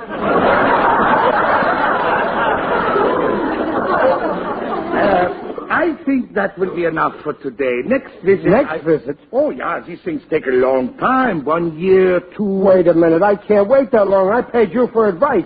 You better come across or give me back my $5. Now, see here. You better start talking. Of course. Of course. On second thought, the case is very clear. You see, it is apparent that you have an anxiety neurosis rapidly developing into schizophrenia based in turn on a guilt complex in your marital relations. Okay, that's around $2 worth. Keep talking. Yeah. You see, your true mate is this Gertrude, but you have suppressed her into your subconscious. $3. $3. And in living 18 years with another woman, you have been living a lie. My advice is to leave this stranger whom you never really loved and seek out Gertrude. Only then can you be happy. Well, that's more like $5 worth. Thanks a lot, Doc. You're a genius. It's so simple. All I have to do to be happy is leave this here stranger I've been living with for 18 years and find this Gertrude. So when I get home, I'll just say to my wife, "Goodbye, stranger." What a revolting development this is.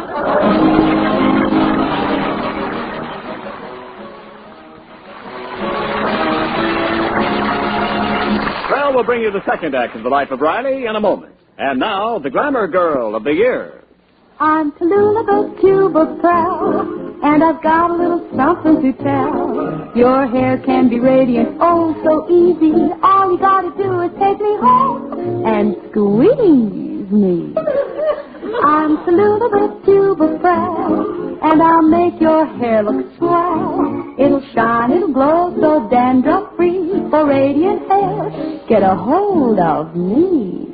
Tallulah, the tuba pro shampoo. Yes, take it from Tallulah. For radiantly clean, radiantly lovely hair, it's Prell, Procter & Gamble's Radiant Cream Shampoo. Because Prell leaves hair more radiant than any soap shampoo you've ever used. Soft, smooth, gleaming with natural highlights. And Prell removes embarrassing dandruff in as little as 3 minutes. Doctors' examinations proved it. So for hair that looks swell, shampoo with Prell. Try it tomorrow. If Riley thinks he's got troubles with Gertrude, wait till he sees himself on the screen in a swell new movie of the life of Riley. And this warm, hilarious film has all your favorite characters, from Peg, Junior, and Babs, right up to, or shall I say, down to, Digger Odell. You're in for a happy movie when you see The Life of Riley, starring William Bendix as Riley. Now, Prell Shampoo brings you the second act of The Life of Riley. And Riley is still worrying about the mysterious Gertrude he keeps talking about in his sleep. Riley, dear, what on earth's the matter with you? Me? Nothing. Well, you've been staring at me for the last half hour as if I was a stranger. Well, you are. I mean, I was. Was I? What's the matter with you? Nothing. I think I'll lie down in the living room for a while. Oh, dear, that man. Always something. Oh, now, who's that? Mrs. Riley? Yes? I'm the cleaning woman. I was working over Miss Gillis for half a day. She said you want me for a little work. Oh, yes, I certainly can use you. Come in, please. Yes, ma'am. I can't do no heavy work, not at my age. I got the room at Well, I just want you to watch the woodwork. Now, would you please start in the living room here? Oh, my husband's in here. Try not to wake him up. Drunk, huh? Oh, no, just sleeping. Yeah, I know. Sleeping it off. Why, No, he's... Oh, I know the type. My poor father was one of them. But he... Used to come home roaring drunk in the middle of the afternoon. But my husband doesn't... Beat my mother up, beat the kids up, all 11 of us. There's nothing you can do for him. Just let him sleep it off the way he's doing now. But he's not drunk. Oh, you're a brave little woman, dearie, trying to put up a front, trying to hide your shame from the world. But I tell you Just like my poor mother did, but it ain't no use, is it, dearie? Oh, really? I think Now, look. they gotta come out. But You just can't hide them, dearie. All right, he's drunk. Don't worry, dearie. I won't tell a soul. Well, here's a mop for the floor. I'll get you a pail and some wash rags. Mrs. Just Miss. Everybody calls me Gertrude.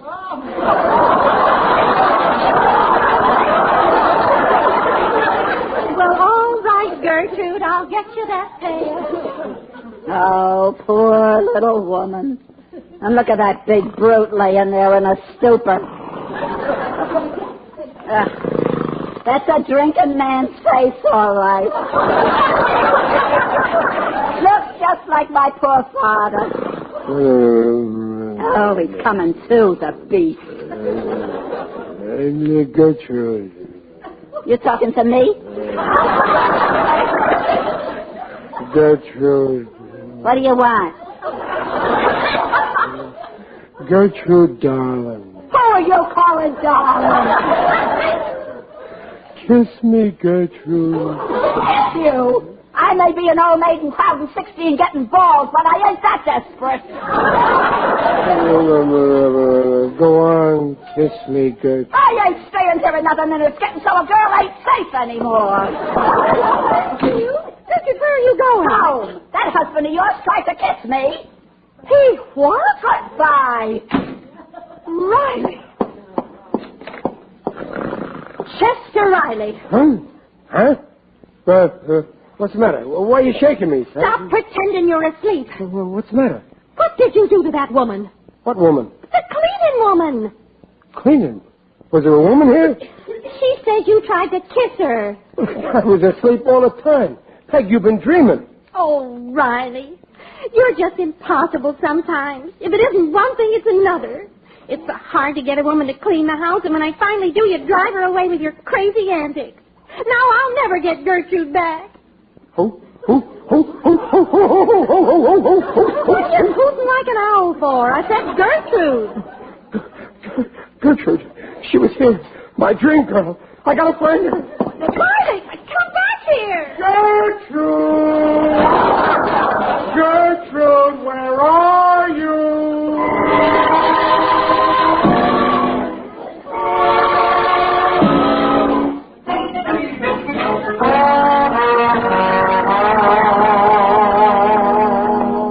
Oh, what a mess.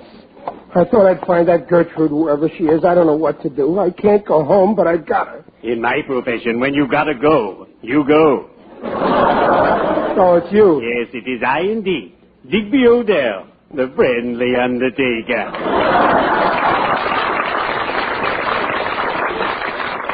What are you doing around here, Digger? I'm on my way to testify as a witness before the UEP-UAC. UEP-UAC? The Undertakers, Embalmers, and Fork Bearers Underground Activities Committee. The professional committee for our industry. We check up on subversive plots.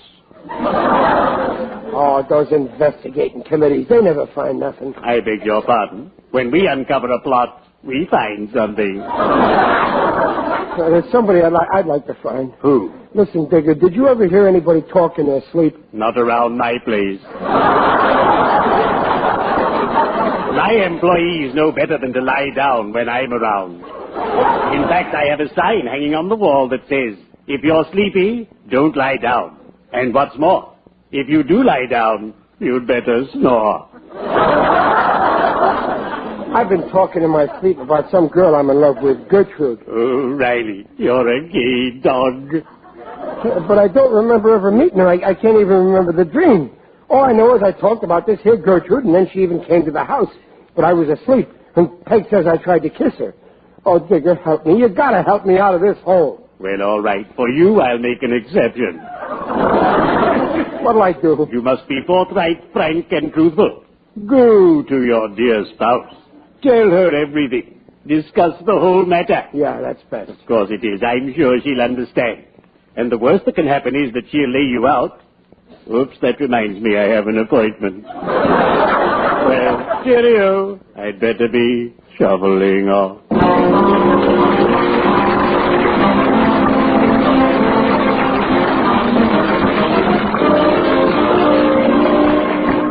Hello, Peg. Oh, so you're back. Yeah, I've come to explain. Well, I don't want to hear any of your explanations. But, Peg... I don't care to hear anything you have to say. Yeah, but, honey, you... I don't want to listen to one word. Well, don't stand there with your mouth open. I'm waiting to hear what you have to say for yourself. Well, you see... Now, don't get mad, Peg, but there's another woman in my life. Good, she can have you. Peg, I mean it. It's Gertrude. Gertrude? Yeah. She's the woman in your life? Yeah. That poor old thing with rheumatism who's gone bald? And she's the woman in your life? Well, I always did have poor taste in women.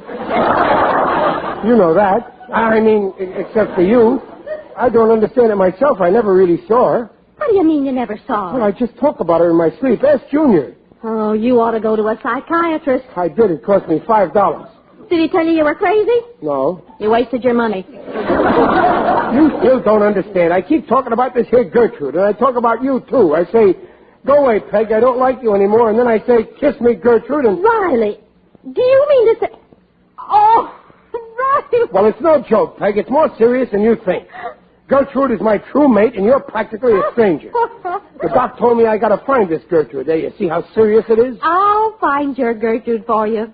Now lie down on that couch. I'm going to do a little psychoanalyzing. Okay, but you won't get anywhere. I had experts. We'll see about that. Now, think back. A long time ago when we were just kids. You remember my grandfather's place near Poughkeepsie? Yeah, I remember. Remember the weekend we spent there? You were 7 and I was 6. Yeah. Now I'm 40 and you're 32.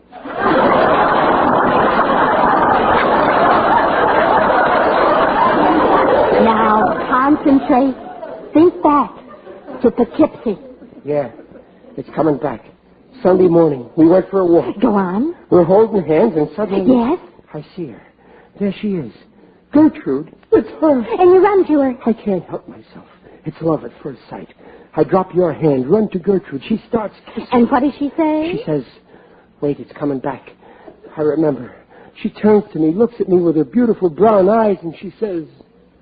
Moo! Hey!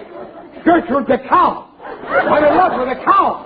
You always did have poor taste in women.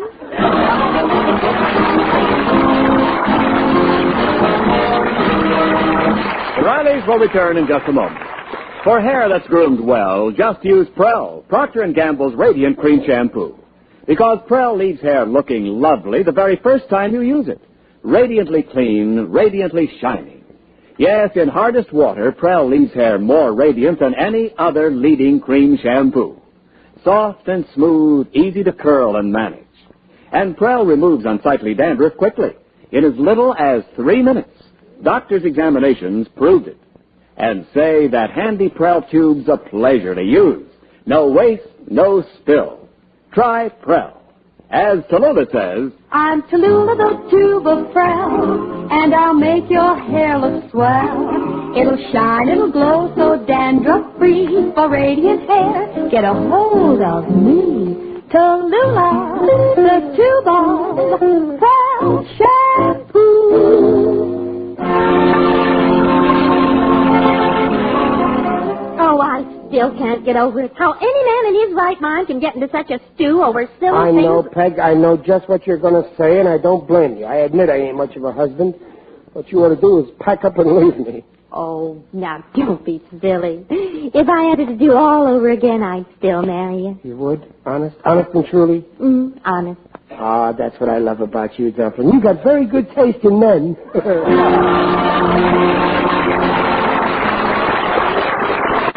Procter & Gamble invites you to join us again next week to hear The Life of Riley with William Bendix as Riley.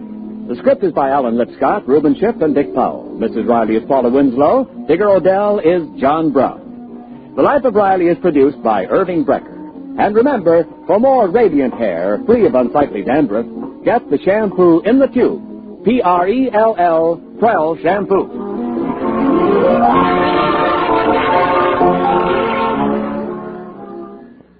Sure, Mom, I want to help with the housework, but no dishwashing. It takes so long and it's so hard on my hands. Well, you can solve that problem with... Yes, wonderful Ivory Snow. Your own hands will tell you why it's so wonderful for dishwashing. Use Ivory Snow in your dishpan. When you see how it pampers your hands, you'll know it's ideal for dishwashing. Ivory Snow is ivory mild, ivory pure, yet granulated for instant sudsing. No soap is faster for dishes or kinder to hands than Ivory Snow, the only soap, both ivory mild and granulated for efficiency. There's no other soap like it. For speedier dishwashing, for snow white hands, try wonderful Ivory Snow. And this is Ken Niles reminding you to tune this NBC station every Friday night for Jimmy Durante, Eddie Cantor, Red Skelton, and The Life of Riley. Good night.